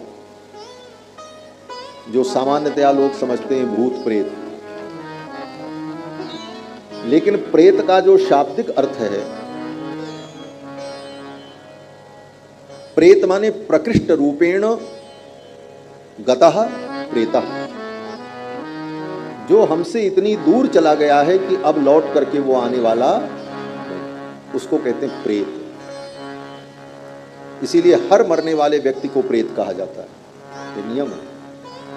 जब श्राद्ध होता है तो जिस दिन व्यक्ति मरता है उस दिन से लेकर 12 दिनों तक उसके लिए जो जो क्रियाएं की जाती हैं, पिंडदान आदि किया जाता है, सब में प्रेत शब्द के द्वारा ही उसका संबोधन होता है। अमुक प्रेतस्य, प्रेतत्व विमुक्त पूर्वक उत्तम लोक प्राप्त्यर्थम, ऐसा संकल्प होता है। तो प्रेत कह करके ही संबोधित किया जाता है उस मरे हुए व्यक्ति को। जब 12वें दिन सपिंडन श्राद्ध होता है और सपिंडन श्राद्ध होने पर उस जीवात्मा को पितरों के साथ मिला दिया जाता है, तब जाकर के प्रेत संज्ञा उसकी समाप्त होती है। तब तक उसको प्रेत ही कहा जाता है। तो प्रेत का मतलब यही है जो इतनी दूर हमसे चला गया, अब वो लौट करके आने वाला नहीं। और हर मरे हुए व्यक्ति का कल्याण कैसे हो, जो इस मर करके इस दुनिया से चला गया, उसके कल्याण के लिए हम क्या कर सकते हैं, इसी का नाम तो श्राद्ध है। श्राद्ध का मतलब श्रद्धा पूर्वक उस मरे हुए व्यक्ति के कल्याण के लिए हम जो कुछ करते हैं, उसी का नाम श्राद्ध है। गोकर्ण जी महाराज ने ये भागवत की कथा सुनाई और इस भागवत की कथा से धुंधकारी को मुक्ति की प्राप्ति हो गई, उसके सारे पाप नष्ट हो गए। आजकल लोग कहते हैं महाराज भूत प्रेत की इतनी कथा लोग सुनाते हैं, लेकिन एक भी भूत प्रेत देखने को नहीं मिलते हैं, खाली कहानियों में हम लोग सुनते हैं। तो यही प्रश्न मैंने अपने गुरुजी से किया था कि गुरुजी ये लोग पूछते हैं कि भूत प्रेत दिखाई नहीं पड़ते, कहानी तो खूब सुनते हैं, और उन कहानियों को सुन करके आश्चर्य होता, भय भी होता, लेकिन मिलते कोई भूत प्रेत नहीं किसी को। तो क्या भूत प्रेत होते हैं कि नहीं होते? तो महाराज श्री कहते थे कि भूत प्रेत तो होते हैं, लेकिन मिलते क्यों नहीं है, ये विचार का विषय है। बोले क्यों नहीं मिलते? बोले भूत प्रेत उसी को मिलते हैं, भूत प्रेत गोकर्ण जी को मिले, धुंधकारी प्रेत बना था, किसको मिला? गोकर्ण जी को मिला, और तो किसी से नहीं मिला। गोकर्ण जी से इसलिए मिला कि वो जानता था कि गोकर्ण जी पंडित हैं, ज्ञानी हैं, इनसे मैं मिलूंगा तो ये मेरा उद्धार कर देंगे, इनके द्वारा मेरा कल्याण हो जाएगा। और आज प्रेत भूत किसी से क्यों नहीं मिलते? बोले वो जानते हैं कि हमसे बड़ा प्रेत तो ये है, ये अपना उद्धार नहीं कर सकता, तो हमारा क्या करेगा। आज स्थिति ये है कि आज का मनुष्य प्रेत से भी ज्यादा गया गुजरा। भूत प्रेत भी जानते हैं कि ये अपना उद्धार कर ले, यही बहुत बड़ी बात है, ये मेरा क्या उद्धार करे। तो प्रेत उसी के पास जाते हैं जो उसका उद्धार करते हैं, वो अपने उद्धार के लिए आते हैं। गोकर्ण जी के अंदर वो सामर्थ्य था, इसलिए धुंधकारी उनके सामने आया कि इनके द्वारा मेरा उद्धार हो जाए, और गोकर्ण जी ने उसका उद्धार किया। धुंधकारी जब मुक्त होकर के जाने लगा तो धुंधकारी ने कहा, कंपन्ते सर्व पापानि सप्ताह श्रवणे स्थिते। कोई व्यक्ति श्रीमद् भागवत की कथा सुनने के लिए संकल्प करके बैठ जाए कि अब 7 दिन में भागवत की कथा सुनूंगा, तो कंपन्ते सर्व पापानि, उसके सारे पाप जो हैं वो कांपने लगते हैं। कंपन्ते सर्व पापानि, क्यों? बोले सारे पाप कांपने लगते हैं और आपस में चर्चा करते हैं। वो पाप एक दूसरे से आपस में चर्चा करते हुए कहते हैं, अस्माकं प्रलयं सद्यः कथा चेयं करिष्यति। ये कथा तो हमारा नाश करने के लिए आई है, ये कथा तो हमारा नाश कर देगी, अब हम कहाँ जाएं। और जब व्यक्ति कथा मंडप में बैठ जाता है तो उसके जितने पाप हैं वो उसके सिर से उतर करके दूर जा करके चिल्लाते हैं, रोते हैं कि ये तो कथा मंडप में चला गया, अब हम कहाँ जाएं। कंपन्ते सर्व पापानि सप्ताह श्रवणे स्थिते अस्माकं प्रलयं सद्यः कथा चेयं करिष्यति। अब ये कथा तो हमारा नाश कर देगी। और कैसे पाप? बोले आर्द्रम शुष्कम तथा स्थूलम। आर्द्र पाप, आर्द्र पाप माने जो ताजा ताजा पाप, जो 2-4-10 घंटे पहले व्यक्ति किया हो, ताजा ताजा पाप, उसका नाम आर्द्र पाप है। आर्द्रम शुष्कम, जो पाप उसने पहले किया है। लघु स्थूलम, छोटा पाप, बड़ा पाप। बांग मन कर्म अभिकृतम, वाणी से मन से कर्म से किए गए पाप। श्रवणम विदहेत पापम, इस कथा के श्रवण से सारे पाप जल जाते हैं। किस प्रकार? बोले पावकस समिधो यथा, जैसे प्रचंड अग्नि में चाहे गीली लकड़ी डालो चाहे सूखी लकड़ी डालो, चाहे पुरानी लकड़ी डालो, चाहे छोटी लकड़ी डालो, चाहे बड़ी लकड़ी डालो, सब जल जाए। तेनैव प्रकारेण, उसी प्रकार से भगवान की ये कथा समस्त पापों को नष्ट कर देती। धुंधकारी ने कहा, ये शरीर क्या है? कहते अस्ति स्तंभम स्नायुबद्धम मांस शोणितलेपितम चर्मावनद्धम दुर्गंधम पात्रम मूत्रपुरीशयोः। इस पर विचार करना चाहिए। धुंधकारी कहता है, जिस शरीर को हम खूब सजाते हैं, संवारते हैं, इसमें मोह पाल लेते हैं, ये शरीर क्या है? बोले इसमें जो हड्डियां हैं ये मानो खंभे हैं। जैसे बहुत बड़ी बिल्डिंग होती है तो पिलर रहते हैं तभी तो बिल्डिंग दिखती है, तो हड्डियां क्या हैं? बोले वो खंभे का काम करती हैं। अस्ति स्तंभम स्नायुबद्धम, और जब पिलर बनाया जाता है तो उसमें लोहे की मोटी मोटी जो राड पड़ती है उनको तारों से, पतले तार से बांधा जाता है कि कहीं इधर उधर न हो। तो स्नायुबद्धम, ये शरीर में जो पतली पतली नसें हैं, नाड़ियां हैं, इन नाड़ियों से उसको बांधा गया है। स्नायुबद्धम मांस शोणितलेपितम, और जैसे घर बनाते समय पिलर बनाकर फिर दीवार जोड़कर ऊपर से मिट्टी गारा सीमेंट से उसको चिकना कर दिया जाता है, फिर ऊपर से बढ़िया रंग रोगन कर दिया जाता है, उसी प्रकार हड्डी का खंभा स्नायु से आबद्ध करके और मांस शोणित लेपितम, मांस और खून से इसको भर करके इस शरीर रूपी घर को बनाया जाता, बनता है। और फिर बोले चर्मावनद्धम, ऊपर से बढ़िया सुंदर चिकने चमड़े का प्लास्टर कर दिया जाता है, देखने में अच्छा लगे ऊपर से। चर्मावनद्धम, लेकिन ये है क्या? कहते हैं दुर्गंधम पात्र मूत्र पुरीशयोः। पात्र मूत्र पुरीशयोः, विचार करो कि ये शरीर क्या है? मल मूत्र का पात्र ही तो है। इस शरीर में रहता क्या? दो ही चीज रहती है, मल और मूत्र। कितनी भी बढ़िया वस्तु खाओ, 3 घंटे 4 घंटे बीतने के बाद वो वस्तु मलमूत्र ही बनती है और कुछ नहीं बनता। एक महात्मा कहते थे कि तुम्हारे शरीर से अच्छी तो वो निर्जीव फ्रिज है, जिस फ्रिज में रख दो तो 24 घंटे 48 घंटे कोई सामान खराब नहीं होता। और इस शरीर में बोले जो कुछ डालो सब मलमूत्र बन जाता है। पानी भी शुद्ध नहीं रह सकता इस शरीर में। क्या है? मलमूत्र का पात्र ही तो है। और कुछ देर बाद उस वस्तु में दुर्गंध आने लगती। बढ़िया से बढ़िया सुगंधित वस्तु को हम खाएं और पिएं, लेकिन 3 घंटे बाद वो वस्तु मलमूत्र बन करके दुर्गंध से युक्त हो जाए। यही शरीर है। व्यास जी कहते हैं कि पात्रम मूत्र पुरीशयोः, मलमूत्र का ये पात्र शरीर, और इस पर इतना गर्व, और इसके लिए हम कितने पाप कर रहे हैं, कितने अधर्म कर रहे हैं, और इसी को सजाने और संवारने और सुखी करने में लगे। धुंधकारी कहता है इसके बाद देखो, जरा शोक विपाकार्तम रोग मंदिर मातुरम, उसके बाद भी शरीर की दुर्दशा क्या है? बोले इसमें बुढ़ापा आएगा, न चाहो फिर भी बुढ़ापा आएगा, शोक आएगा, कर्मों के विपाक स्वरूप इसमें परिवर्तन आएगा। आज के 10 साल पहले आपका जैसा चेहरा मोहरा था आज नहीं है, परिवर्तन आएगा। जरा शोक विपाकार्तम रोग मंदिर मातुरम, और ये शरीर क्या है? रोग का मंदिर। रोग कहां रहता है? जितने दुनिया में रोग हैं, जिन रोगों की चर्चा बड़ी बड़ी किताबों में है और बड़े बड़े डॉक्टर उसको पढ़ते हैं, वो रोग न उस किताब में रहता है और न दवाओं में रहता है, न वो रोग हॉस्पिटल में रहता, वो रोग कहीं भी रहता है तो शरीर में ही रहता है। तो रोग का मंदिर क्या है? बोले शरीर। शरीरम रोग मंदिरम, शरीरम व्याधि मंदिरम, ये सारे वाक्य शास्त्र में गए।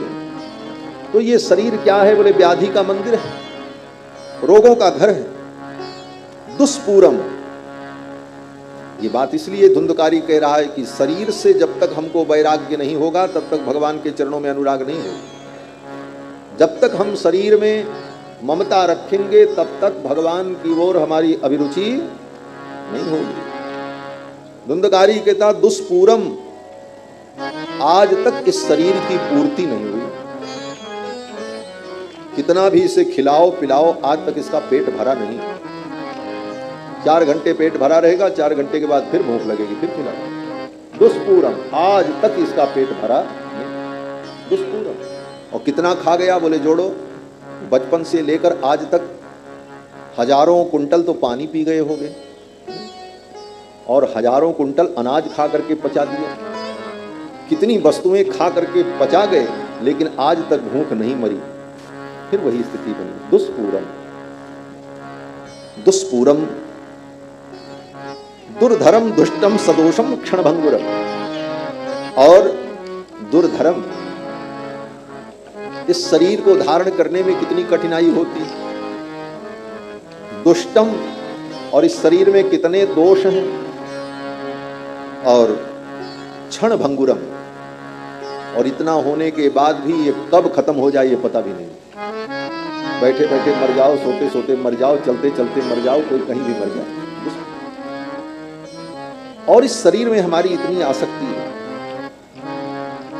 और इसका अंतिम परिणाम क्या है। धुंधकारी कहता है कृमिपीड भस्म संज्ञान्तम शरीरमिति वर्णितम। इस शरीर की केवल 3 स्थिति होती है, कृमि, पिड और भस्म। इसका मतलब बोले मरने के बाद ये शरीर क्या बनेगा। आत्मा के निकल जाने के बाद शरीर को अगर किसी दूसरे जीव ने खा लिया, मांसाहारी जीव ने, तो ये शरीर क्या बनेगा। बोले उस मांसाहारी जीव के पेट में जाने के बाद मल बन जाएगा, यही तो बनेगा। यही खाने वाली वस्तु मल बनती है, तो मांसाहारी जीव जो मांस खाते हैं वो क्या बन जाता है, मल ही तो बन जाता है। तो अगर इस शरीर को जलाया नहीं गया, किसी जीव ने खा लिया, तो शरीर क्या बनेगा, मल बनेगा। और अगर जलाया नहीं गया और किसी जीव ने नहीं खाया, तब क्या बनेगा। बोले शरीर पड़ा रहा तो इसमें कीड़े पड़ जाएंगे, पूरा शरीर कीड़े के रूप में बदल जाएगा। कृमि, कृमि माने कीड़ा। और अगर किसी ने इसे जला दिया, इसका अंतिम संस्कार कर दिया, तो राख बन जाएगा। 3 ही गति है शरीर की, या तो राख बन जाओ, या तो कीड़े के रूप में बदल जाएगा, और या तो किसी जीव के पेट में जाकर के ये मल बन जाएगा। ये तो इसकी अंतिम स्थिति है। कृमि, पिड, भस्म संज्ञान्तम शरीरमिति वर्णितम। अस्थिरेण स्थितम कर्म कुतोयम साधये नहीं। ऐसे अस्थिर शरीर को, जो शरीर अस्थाई नहीं है, ऐसे शरीर को पाकर हमें ऐसा कर्म करना चाहिए जिससे हमारी आत्मा का उद्धार हो, आत्मोद्धार का प्रयत्न करना चाहिए। इस शरीर में यत् प्रातः संस्कृतम चान्नम सायं तच्च विनश्यति। धुंधकारी कहता है इस शरीर में प्रातः काल ताजा ताजा भोजन आपने जो किया, यत् प्रातः संस्कृतम चान्नम सायं तच्च विनश्यति, सायंकाल होते होते वो अन्न विनष्ट हो जाता है। और ये शरीर बुदबुद के समान है, जैसे पानी में बुलबुले उठते हैं और अगले क्षण समाप्त हो जाते हैं, उसी तरह ये जीवन नश्वर है। ऐसे नश्वर जीवन को पाकर अनित्यम सुखम लोकम इमं प्राप्य भजस्व माम। गीता में भगवान यही कहते हैं। गीता खूब पढ़नी चाहिए, लेकिन कैसे। बोले गीता सुगीता कर्तव्या। गीता के महात्म्य में यही लिखा, गीता सुगीता कर्तव्या किमन्ये ही शास्त्र विस्तरई। अगर गीता को आपने सुगीता कर लिया, सुंदर ढंग से उसे गा लिया अपने जीवन में, तो किमन्ये ही शास्त्र विस्तरई ही, और शास्त्र के विस्तार की जरूरत नहीं, क्योंकि गीता तो समस्त शास्त्रों का सार है। सर्वोपनिषदो गावो दोग्धा गोपाल नंदनः पार्थो वत्सः सुधीर भोक्ता दुग्धम गीतामृतम महत्। ये गीतामृत जो ये समस्त उपनिषदों का सार है। तो भगवान कृष्ण कहते हैं अनित्यम सुखम लोकम, इस अनित्य जीवन को, अनित्य संसार को पाकर के बुद्धिमान प्राणी वही है जो मेरा भजन कर लेता है। अनित्यम सुखम लोकम इमं प्राप्य भजस्व। धुंधकारी मुक्त होकर के जाने लगा, और धुंधकारी जब मुक्त होकर विमान में बैठ करके जाने लगा तो गांव वाले सब बोले, अरे ऐसी सुंदर गति हो गई इसकी। गोकर्ण जी महाराज ने विमान में बैठे हुए उन देवताओं से कहा रुको। विमान रुक गया। गोकर्ण जी ने कहा ये बताओ, इतने श्रोता हमारे कथा सुन रहे हैं और इन सब के लिए तुम विमान लेकर के नहीं आए, केवल एक श्रोता के लिए विमान ले आए। ये भी तो कथा सुन रहे हैं, इनको भी मोक्ष मिलना चाहिए। तो उस विमान में बैठे हुए जो देवता थे उन देवताओं ने कहा कि श्रुतम तो सर्वैः न तथा मननम कृतम। कथा तो सबने सुनी, लेकिन जैसा मनन और चिंतन धुंधकारी ने किया वैसा और लोगों ने नहीं। श्रवणस्य विभेदेन फल भेदोत्र संस्थिता। श्रवण के भेद से फल में भेद हो गया। कथा वही थी, धुंधकारी सुना उसको मोक्ष मिल गया, और बाकी लोग जो थे उनको नहीं मिला। क्या अंतर था? बोले श्रवण का अंतर था, सुनने का अंतर था। बोले सब तो सुन रहे थे, बोले सुन भले सब रहे थे, लेकिन श्रवण में अंतर ये था कि धुंधकारी उसका मनन करता था और बाकी लोग सुन के चले जाते थे। कथा वही है। अगर हम इसका मनन न करें तो इसका जो वास्तविक फल है वो हमें प्राप्त नहीं होगा।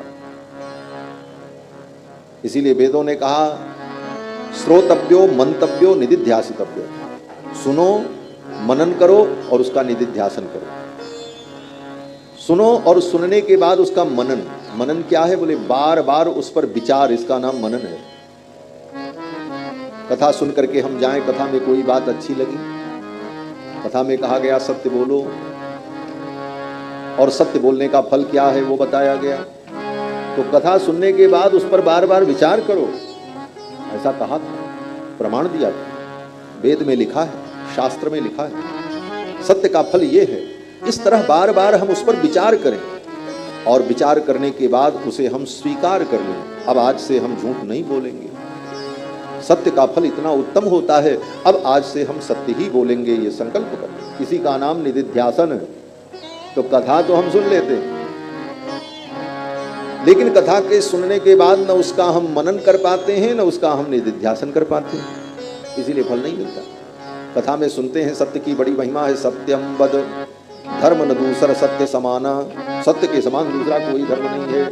सुन लिया, लेकिन मनन नहीं करते, और मन में अगर कहीं वो दोबारा बात आ भी गई तो अपने मन को हम क्या समझाते हैं? बोले महाराज ये सब कथा में कहा जाता है, सब जगह हम सत्य बोलेंगे तो व्यापार कैसे चलेगा, दुनियादारी कैसे चलेगी। ये सब कहा सुन करके, समझ करके हम उस सत्य को स्वीकार नहीं करते। महाराज ने कहा था कथा में पवित्र भोजन करना चाहिए, पवित्र नियम से रहना चाहिए। व्यक्ति सुन लेता है, लेकिन सुनने के बाद फिर सोचता कहाँ पालन हो पाएगा। इतना करेंगे तो फिर हमारा व्यवहार कैसे चलेगा, हम लोगों के यहाँ कैसे जाएंगे, और सबके यहाँ विवाह शादी में कैसे जा पाएंगे। ये सब बातें तो कथा में केवल सुन लेनी चाहिए बस। तो ऐसे व्यक्ति में परिवर्तन नहीं आता है, उसका कल्याण नहीं होता। सुनने के बाद उसका मनन हो, मनन के बाद हमारे जीवन में उसका आचरण हो। श्रोतव्यो मंतव्यो निदिध्यासितव्य।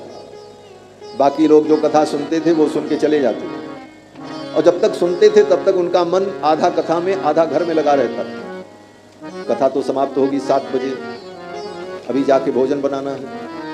माताएं सोचती भोजन बनाना, पुरुष लोग सोचते आज वहाँ जाना था लेकिन क्या करें कथा में आ गए, चलो यहाँ से जाने के बाद वहाँ जाएंगे। 50 प्रकार की बातें उसके मस्तिष्क में घूमती रहती हैं, और कथा सुन करके भी वो कथा में नहीं रहता। और धुंधकारी, बोले धुंधकारी तो जब कथा सुनता था उसका मनन करता था। कथा सुना करके व्यास जी जब चले जाते थे विश्राम के लिए, गोकर्ण जी महाराज, तो धुंधकारी उन कथाओं का चिंतन करता, रोता था अकेले बैठे बैठे। कितनी सुंदर कथा सुनाई, कितनी ज्ञान की बात बताई। अब कब समय आएगा फिर व्यास जी अपने आसन पर बैठेंगे और उनके पवित्र मुखारविंद से भगवान की मंगलमयी कथा सुनने को हमें प्राप्त होगी। यह सोच करके वो हर क्षण एक एक क्षण उत्साहित होता था कि अब फिर व्यास जी आएंगे, व्यासपीठ पर बैठेंगे और हमें कथा सुनने को मिलेगी। और फिर व्यास जी आकर के सुनाते तो दत्तचित्त होकर के सुनता। इस तन्मयता के कारण धुंधकारी को परम गति की प्राप्ति हो गई। गांव वालों ने कहा महाराज हम जान नहीं पाए, हमसे धोखा हो गया, अब ऐसा करो कि एक बार फिर कथा सुनाओ। लेकिन बड़े अच्छे श्रोता थे, दूसरी बार में ही उनका कल्याण हो गया। हमारे यहाँ एक कथा प्रसिद्ध है, राम कोला की कथा, जानते कि नहीं जानते आप? राम कोला की भागवत, ये कहावत है। गोरखपुर के आगे पडरौना जिला में एक जगह है, उस जगह का नाम राम कोला है, कोई छोटा सा गांव है जगह राम कोला। तो राम कोला की भागवत एक मुहावरा बन गया। हुआ ये कि एक पंडित जी गांव में कथा करने आए और जब कथा शुरू की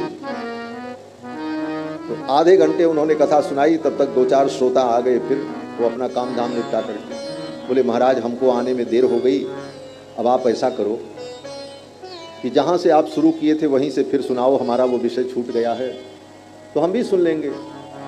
तो पंडित जी ने कहा अच्छा चलो ठीक है, फिर वहीं से शुरू किया। और ज्यों ही शुरू किया थोड़ी बात की, तब तक 2-4 श्रोता फिर आ गए, बोले महाराज फिर से शुरू करो, हम नहीं सुन पाए। और यही करते करते 7 दिन बीत गया, भागवत शुरू ही नहीं होता। तब से ये प्रसिद्धि हो गई राम कोला की भागवत। तो राम कोला की भागवत नहीं थी वो महाराज। पहली बार तो धोखा हो गया उन श्रोताओं को कि भाई हमने ठीक से नहीं सुना, आप फिर से सुनाओ। लेकिन दोबारा ऐसा नहीं हुआ, दोबारा सब सावधान थे। इस बार हम अगर चूक गए तो ये लाभ हमें नहीं मिलेगा। इसलिए गांव के सभी लोग दत्तचित्त होकर कथा सुनने लगे और गोकर्ण जी ने लगे हाथ दूसरी भागवत कथा सुना। वही जजमान, वही गांव के श्रोता और वही व्यास जी और वही व्यासपीठ, सब कुछ वही था और कथा भी वही थी, भागवत थी। गोकर्ण जी महाराज ने फिर कथा शुरू की और ये कथा शुरू भई श्रावण के कृष्ण पक्ष की प्रतिपदा से।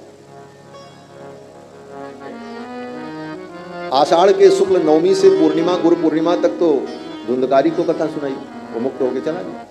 और उसी दिन ये घटना हुई कि गांव वालों ने कहा फिर से कथा सुनाओ, तो फिर से शुरू हुई। तो श्रावण का महीना लग गया और श्रावण के कृष्ण पक्ष की प्रतिपदा से सप्तमी तक गोकर्ण जी ने फिर कथा सुनाई। और 7वें दिन जब कथा पूरी हुई तो अद्भुत चमत्कार हुआ। कथा का विश्राम हो रहा था और कथा के विश्राम में जब कथा में आरती होने लगी, घंटा घड़ियाल बजने लगा, तब तक उसी समय भगवान श्याम सुंदर श्री कृष्णचंद्र के पांचजन्य शंख की ध्वनि लोगों को सुनाई पड़ी और शंख बजाते हुए भगवान स्वयं विमान लेकर के आए। श्री सूत जी महाराज कहते हैं कि पांचजन्य ध्वनिम चक्रे हर्षात तत्र स्वयं हरि। भगवान हरि विमान में बैठ करके स्वयं विमान लेकर के आए भगवान, और भगवान ने अपने पांचजन्य शंख को अपने मुख पर रखा। भगवान के शंख की विशेषता क्या है? बोले यस्य ध्वनिर्दानव दर्पहंता तम पांचजन्यम शशिकोटि शुभ्रम। शशिकोटि शुभ्रम, करोड़ों करोड़ों चंद्रमा के अंदर जितनी ज्योत्सना है, प्रकाश है, उतनी धवलिमा भगवान के शंख में। यस्य ध्वनिर्दानव दर्पहंता, जिस शंख की ध्वनि से बड़े बड़े दानवों के दर्प का गलन हो जाता। यस्य ध्वनिर्दानव दर्पहंता तम पांचजन्यम शशिकोटि शुभ्रम शंखम सदाहम शरणम प्रपद्ये। ऐसा भगवान का दिव्य पांचजन्य शंख। भगवान ने शंख बजाया और भगवान के शंख के ध्वनि की 2 विशेषता है।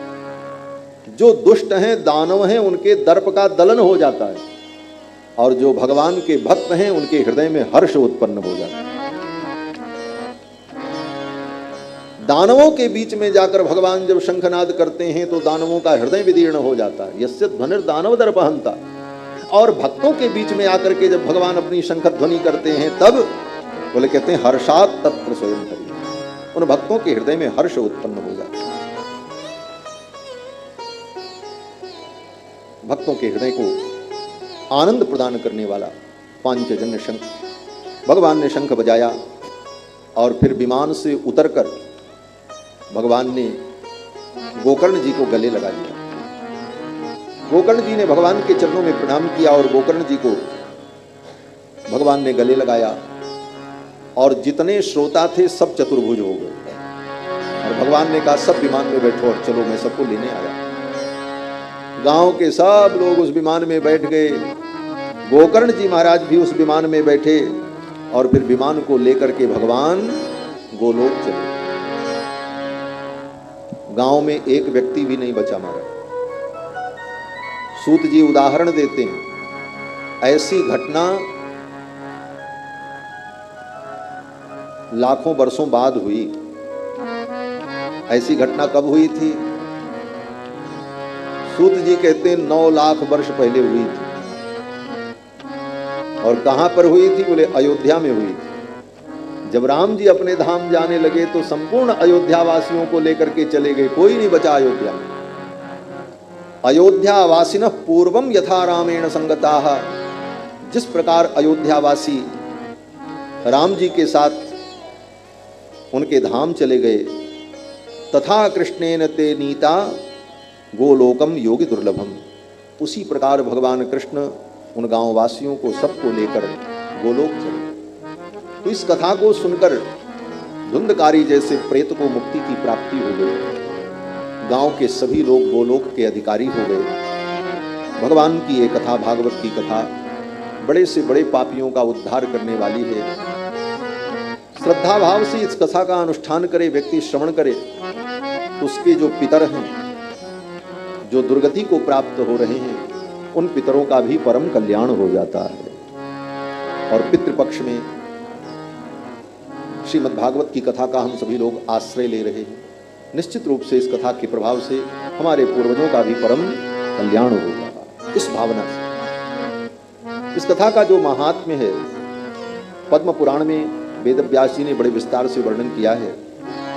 एक बार नारद जी घूमते घूमते उत्तराखंड पहुंचे और उत्तराखंड में सनक सनंदन सनातन सनत कुमार से नारद जी की भेंट हुई। नारद जी बड़े खेद खिन्न थे। सनकादिकों ने पूछा, देवर्षि आप इतने खेद खिन्न क्यों हैं? आप जैसे विरक्त महात्मा को तो प्रसन्न रहना चाहिए, लेकिन आपके चेहरे पर यह उदासी। तो नारद जी ने कारण बताया। नारद जी ने कहा, भैया, ये नारद जी के बड़े भैया हैं, सनक सनंदन सनातन सनत कुमार। नारद जी ने कहा कि मैं अनेक लोकों में भ्रमण करते हुए पृथ्वी पर आया और मैंने विचार किया कि पृथ्वी पर जो अनेक तीर्थ हैं, उन तीर्थों का मैं दर्शन करूं, और मैंने उन तीर्थों में भ्रमण किया। नारद जी कहते, मैं सब जगह गया, पुष्करम च प्रयागम च काशीम गोदावरीम, तथा पुष्कर, प्रयाग, काशी, गोदावरी, इन सभी तीर्थों में मैंने भ्रमण किया। हरिक्षेत्रम कुरुक्षेत्रम श्रीरंगम सेतु बंधनम, हरिक्षेत्र कुरुक्षेत्र श्री रामेश्वरम सेतुबंध, इन समस्त तीर्थों में मैंने भ्रमण किया, लेकिन कहीं भी मुझे शांति नहीं मिली। क्या नगर, क्या शहर, क्या तीर्थ, सब जगह कलयुग का प्रभाव व्याप्त हो गया। ये कलयुग के प्रारंभ की घटना है। नारद जी कहते हैं, कलिना धर्म मित्रेण धरेयं बाधिताधुना। कलयुग जो अधर्म का मित्र है, अधर्म का मित्र है कलयुग, और अब मित्र अपने मित्र का साथ देता है। इसलिए कलयुग अधर्म का साथ देता है। अधर्म और कलयुग की बड़ी पक्की मित्रता है। कलिना धर्म मित्रेण धरेयं बाधिताधुना, और अधर्म और कलयुग इन दोनों ने मिलकर के संपूर्ण धरती को बाधित कर रखा, अपने प्रभाव में ले लिया। क्या स्थिति हुई? बोले, चाहे गृहस्थ हो, चाहे वानप्रस्थी हो, चाहे सन्यासी हो, कलयुग ने सबको प्रभावित किया। पाखंड निरता संतो, नारद जी कहते हैं संतों के जीवन में भी पाखंड आ गया।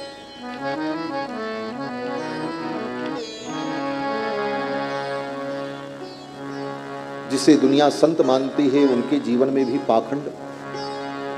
कारण बोले कलयुग का प्रभाव। विरक्ताः सपरिग्रहाः, जो कहने के लिए विरक्त हैं लेकिन उनके जीवन में इतना संग्रह है कि वो बटोरने में लगे हुए। विरक्ताः सपरिग्रहाः। तरुणी प्रभुता गेहे, घर में पुरुष की प्रभुता समाप्त हो गई, तरुणी की प्रभुता हो गई। पुरुष सब कुछ करे, कमाए, मेहनत करे, सारी समस्याओं का समाधान ढूंढे, लेकिन घर के अंदर उसका कुछ नहीं चलता। गृहिणी जो चाहे वो करे। तरुणी प्रभुता गेहे, श्यालको बुद्धिदायकः। बुद्धि देने वाला कौन, सलाह देने वाला कौन? बोले घर घर में साले की पैठ हो गई। घर में कोई काम करना है तो भाई से और चाचा से और बाबा से व्यक्ति सलाह नहीं लेता, साले साहब से सलाह लेता। ससुराल पक्ष की सलाह ज्यादा मान्य हो जाती है, अपने घर की सलाह उसे अच्छी नहीं लगती। और जिस घर में ससुराल की सलाह पर काम होता है वो घर बिगड़ जाता है। महाभारत इसका उदाहरण है। शकुनी जो कहता था धृतराष्ट्र वही करते थे, और परिणाम क्या हुआ? कौरवों का विनाश हुआ। कहते हैं दीवाल को खाया आले ने और घर को खाया साले ने। दीवाल में आला बना दो, आलमारी बना दो तो दीवाल खोखली हो जाती है। उसी प्रकार जिसके घर में ससुराल के पक्ष की सलाह चलती है उसका घर भीतर से खोखला हो जाता है। ये केवल कहानी नहीं है, ये व्यवहार जगत का सूत्र है।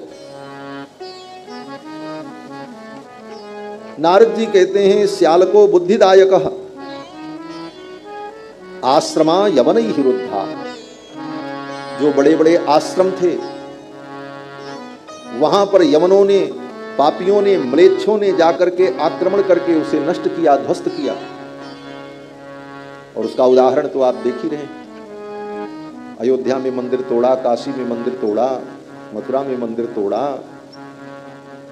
और ये जो घटना हुई इसके हजारों वर्ष पहले ही नारद जी ने लिखा है कि कलयुग में यही सब होता है। आश्रमा यवनैः रुद्धा तीर्थानि सरितस्तथा। तीर्थों की भी दुर्दशा हो गई। सरितस्तथा नदियों की भी दुर्दशा। नदियां प्रदूषित हो गई, नदियों का प्रवाह रोक दिया गया, उनकी शुचिता समाप्त हो गई। और तो और सर्वत्र जो तीर्थ हैं वे तीर्थ भी केवल पर्यटन बन करके रह गए। आज लोग तीर्थ में तीर्थ की भावना से कम जाते हैं, पर्यटन की भावना से ज्यादा जाते हैं। और तीर्थ में भी लोग सुविधा ढूंढने लगे। इसका परिणाम क्या हुआ? बोले तीर्थ भी दूषित हो गए। बड़े बड़े होटल, बड़ी बड़ी सुविधाएं, और वहां पर जाकर के तीर्थ में व्यक्ति को तपस्या करनी चाहिए, त्याग का आचरण करना चाहिए, वो आचरण समाप्त हो गए। तीर्थ में जाने का फल तब होता है जब तीर्थ में जाकर के तप करो, त्याग करो, दुख सहो। और जो मजा आपको आपके घर में मिल रहा था उससे ज्यादा मजा वहां ले रहे हो जाकर के। बोले वो तीर्थ उर्थ नहीं है, वो केवल एक घूमना है, बस पर्यटन है।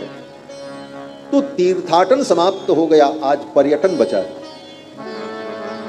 और सरकारें भी वही काम कर रही हैं। पर्यटन को विकसित करो, पर्यटन को विकसित करो। और तीर्थ को पर्यटन केंद्र बना दिया।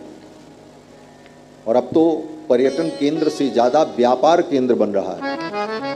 ये बड़ा दुर्भाग्य है कि आज तीर्थों को लोग व्यापार का केंद्र बना रहे हैं। बड़े बड़े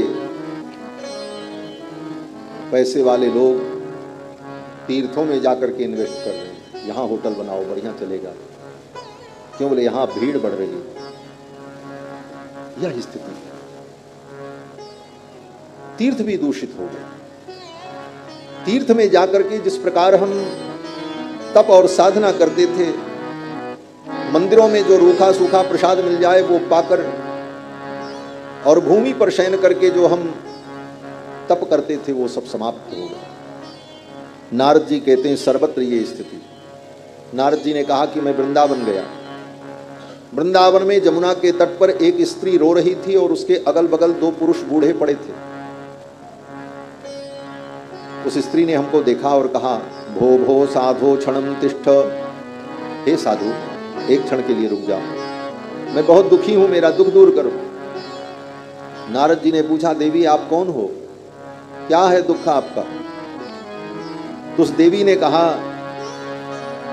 कि मेरा नाम भक्ति है, और ये मेरे अगल बगल तो जो बूढ़े पुरुष पड़े हैं ये मेरे बेटे हैं। एक का नाम ज्ञान है और एक का नाम वैराग्य है। अहम भक्तिरिति ख्याता इमौ मे तनयौ मतौ, ज्ञान वैराग्य नामानौ कालयोगेन जर्जरौ। कलयुग के प्रभाव से ये दोनों बूढ़े हो गए, जर्जर हो गए। कलयुग ज्ञान और वैराग्य को बूढ़ा कर देता है। न ज्ञान मजबूत रहता है न वैराग्य मजबूत रहता है, कलयुग ज्ञान वैराग्य को ही बिगाड़ता है। भक्ति कहती है कि मेरी उत्पत्ति द्रविड़ देश में हुई, भक्ति का प्रादुर्भाव द्रविड़ देश में हुआ। ये द्रविड़ देश है, भक्ति की उत्पत्ति यहीं हुई। कहां पर? बोले तमिल प्रांत में, आलवार तिरुनगरी, जहां पर नम्माळवार सटकोप सूरी का प्रादुर्भाव हुआ है, वही भक्ति की उत्पत्ति का स्थान है। भक्ति महारानी कहती, मैं द्रविड़ देश में उत्पन्न हुई, उत्पन्ना द्रविणे साहम, फिर वहां से मैं उत्तर भारत की ओर चल पड़ी। दक्षिण में भक्ति उत्पन्न हुई और चली कहां? बोले उत्तर भारत की ओर। बोले दक्षिण में उत्पन्न होकर के भक्ति उत्तर भारत की ओर क्यों जा रही थी? क्योंकि उत्तर में भगवान प्रकट हुए। श्री राम और कृष्ण का अवतार उत्तर में होता है। और भक्ति कहां जाएगी? बोले भक्ति भगवान के ही चरणों में तो जाती। दक्षिण में उत्पन्न होकर भक्ति उत्तर भारत की ओर चल पड़ी। तो पहला प्रांत पड़ा कर्नाटक, जहां आप बैठे, यही तो पहला पड़ेगा। तो भक्ति महारानी कहती हैं कि उत्पन्ना द्रविणे साहम वृद्धिम कर्नाटके गता। द्रविड़ देश में मैं उत्पन्न हुई और वहां से चल करके जब मैं कर्नाटक में आई तो वृद्धिम कर्नाटके गता, कर्नाटक में आकर के मैं बड़ी हो गई। ये कर्नाटक की भूमि भक्ति को बढ़ाने वाली है। भक्ति यहां बढ़ गई आकर के, वृद्धिम कर्नाटके गता, भक्ति महारानी स्वयं कहती हैं महात्मा में। अब इसका व्यावहारिक अर्थ ये ग्रहण करें, कर्नाटक में भक्ति बढ़ी तो कर्नाटक एक प्रांत है, एक क्षेत्र है, ये इसका नाम है। लेकिन इसका एक भावात्मक अर्थ यह भी समझना चाहिए कि कर्णाभ्याम अय्यते प्राप्यते, कानों से हम जब कथा को सुनते हैं तो हमारी भक्ति बढ़ जाती है। कर्नाटक का यही मतलब, हम जितनी कथा सुनेंगे हमारी भक्ति उतनी ही बढ़ती चली जाएगी। तो कर्नाटक में आकर के भक्ति बड़ी हो गई, वृद्धिम कर्नाटके गता। और जब यहां से आगे बढ़ी भक्ति महारानी तो महाराष्ट्र आ गया बगल में ही। भक्ति कहती क्वचिन क्वचिन महाराष्ट्रे, महाराष्ट्र में मेरा कहीं कहीं प्रचार हुआ। क्वचिन क्वचिन, नामदेव जी, तुकाराम जी, ऐसे ऐसे महान भक्त हुए जिन्होंने भक्ति का खूब विस्तार किया। तो क्वचिन क्वचिन महाराष्ट्र। लेकिन उसके आगे जब भक्ति गई तो गुजरात आ गया। तो भक्ति कहती है कि गुर्जरे जीर्णताम गता, गुजरात में जाते ही मैं जीर्ण हो गई, बूढ़ी हो गई। द्रविड़ देश में उत्पन्न हुई, कर्नाटक में बड़ी हुई, महाराष्ट्र में प्रचार हुआ, लेकिन गुजरात में जाकर के भक्ति क्षीण हो गई, जीर्ण हो गई। क्यों? बोले गुजरात प्रांत में उस समय इतना पाखंड था कि पाखंड के कारण भक्ति जीर्ण हो गई। उस समय गुजरात में पाखंडियों का बोलबाला था। ये तो भक्त नरसिंह जी की कृपा है कि गुजरात की भूमि को उन्होंने पवित्र कर दिया। नरसिंह भगत न होते तो गुजरात की भूमि पवित्र न होती महाराज। ऐसे पाखंडी वहां पर थे किसी समय में। श्री नाभादास जी महाराज अपने श्री भक्तमाल में जब नरसी जी के चरित्र का वर्णन करते हैं तो यही कहते हैं, जगत विदित नरसी भगत जेहि गुज्जर धर पावन करी। सारी दुनिया में प्रसिद्ध नरसी भगत हैं जिन्होंने गुजरात की भूमि को पवित्र कर दिया। महास्मारत लोग भक्ति लवलेश न जाने, माला मुद्रा देख तासुकी निंदा ठाने। ऐसे पाखंडियों की वहां पर स्थिति थी, इस कारण से भक्ति गुजरात में जाकर के जीर्ण हो गई। फिर तो नरसी जी ने अपनी भक्ति के प्रताप से और भगवान नाम संकीर्तन के प्रताप से पूरी गुजरात की भूमि को पावन बना दिया। जगत विदित नरसी भगत जिन गुज्जर धर पावन करी। जगत विदित नरसी भगत जिन गुज्जर धर पावन करी। महासमारत लोग भक्ति लवलेश न जाने, महासमारत लोग भक्ति लवलेश न जाने। माला मुद्रा देखता सुखी निंदा ठाने, माला मुद्रा देखता सुखी निंदा ठाने। ऐसे कुल उत्पन्न भयो भागवत शिरोमणि, ऐसे कुल उत्पन्न भयो भागवत शिरोमणि। ऊसरते सर कियो खंड को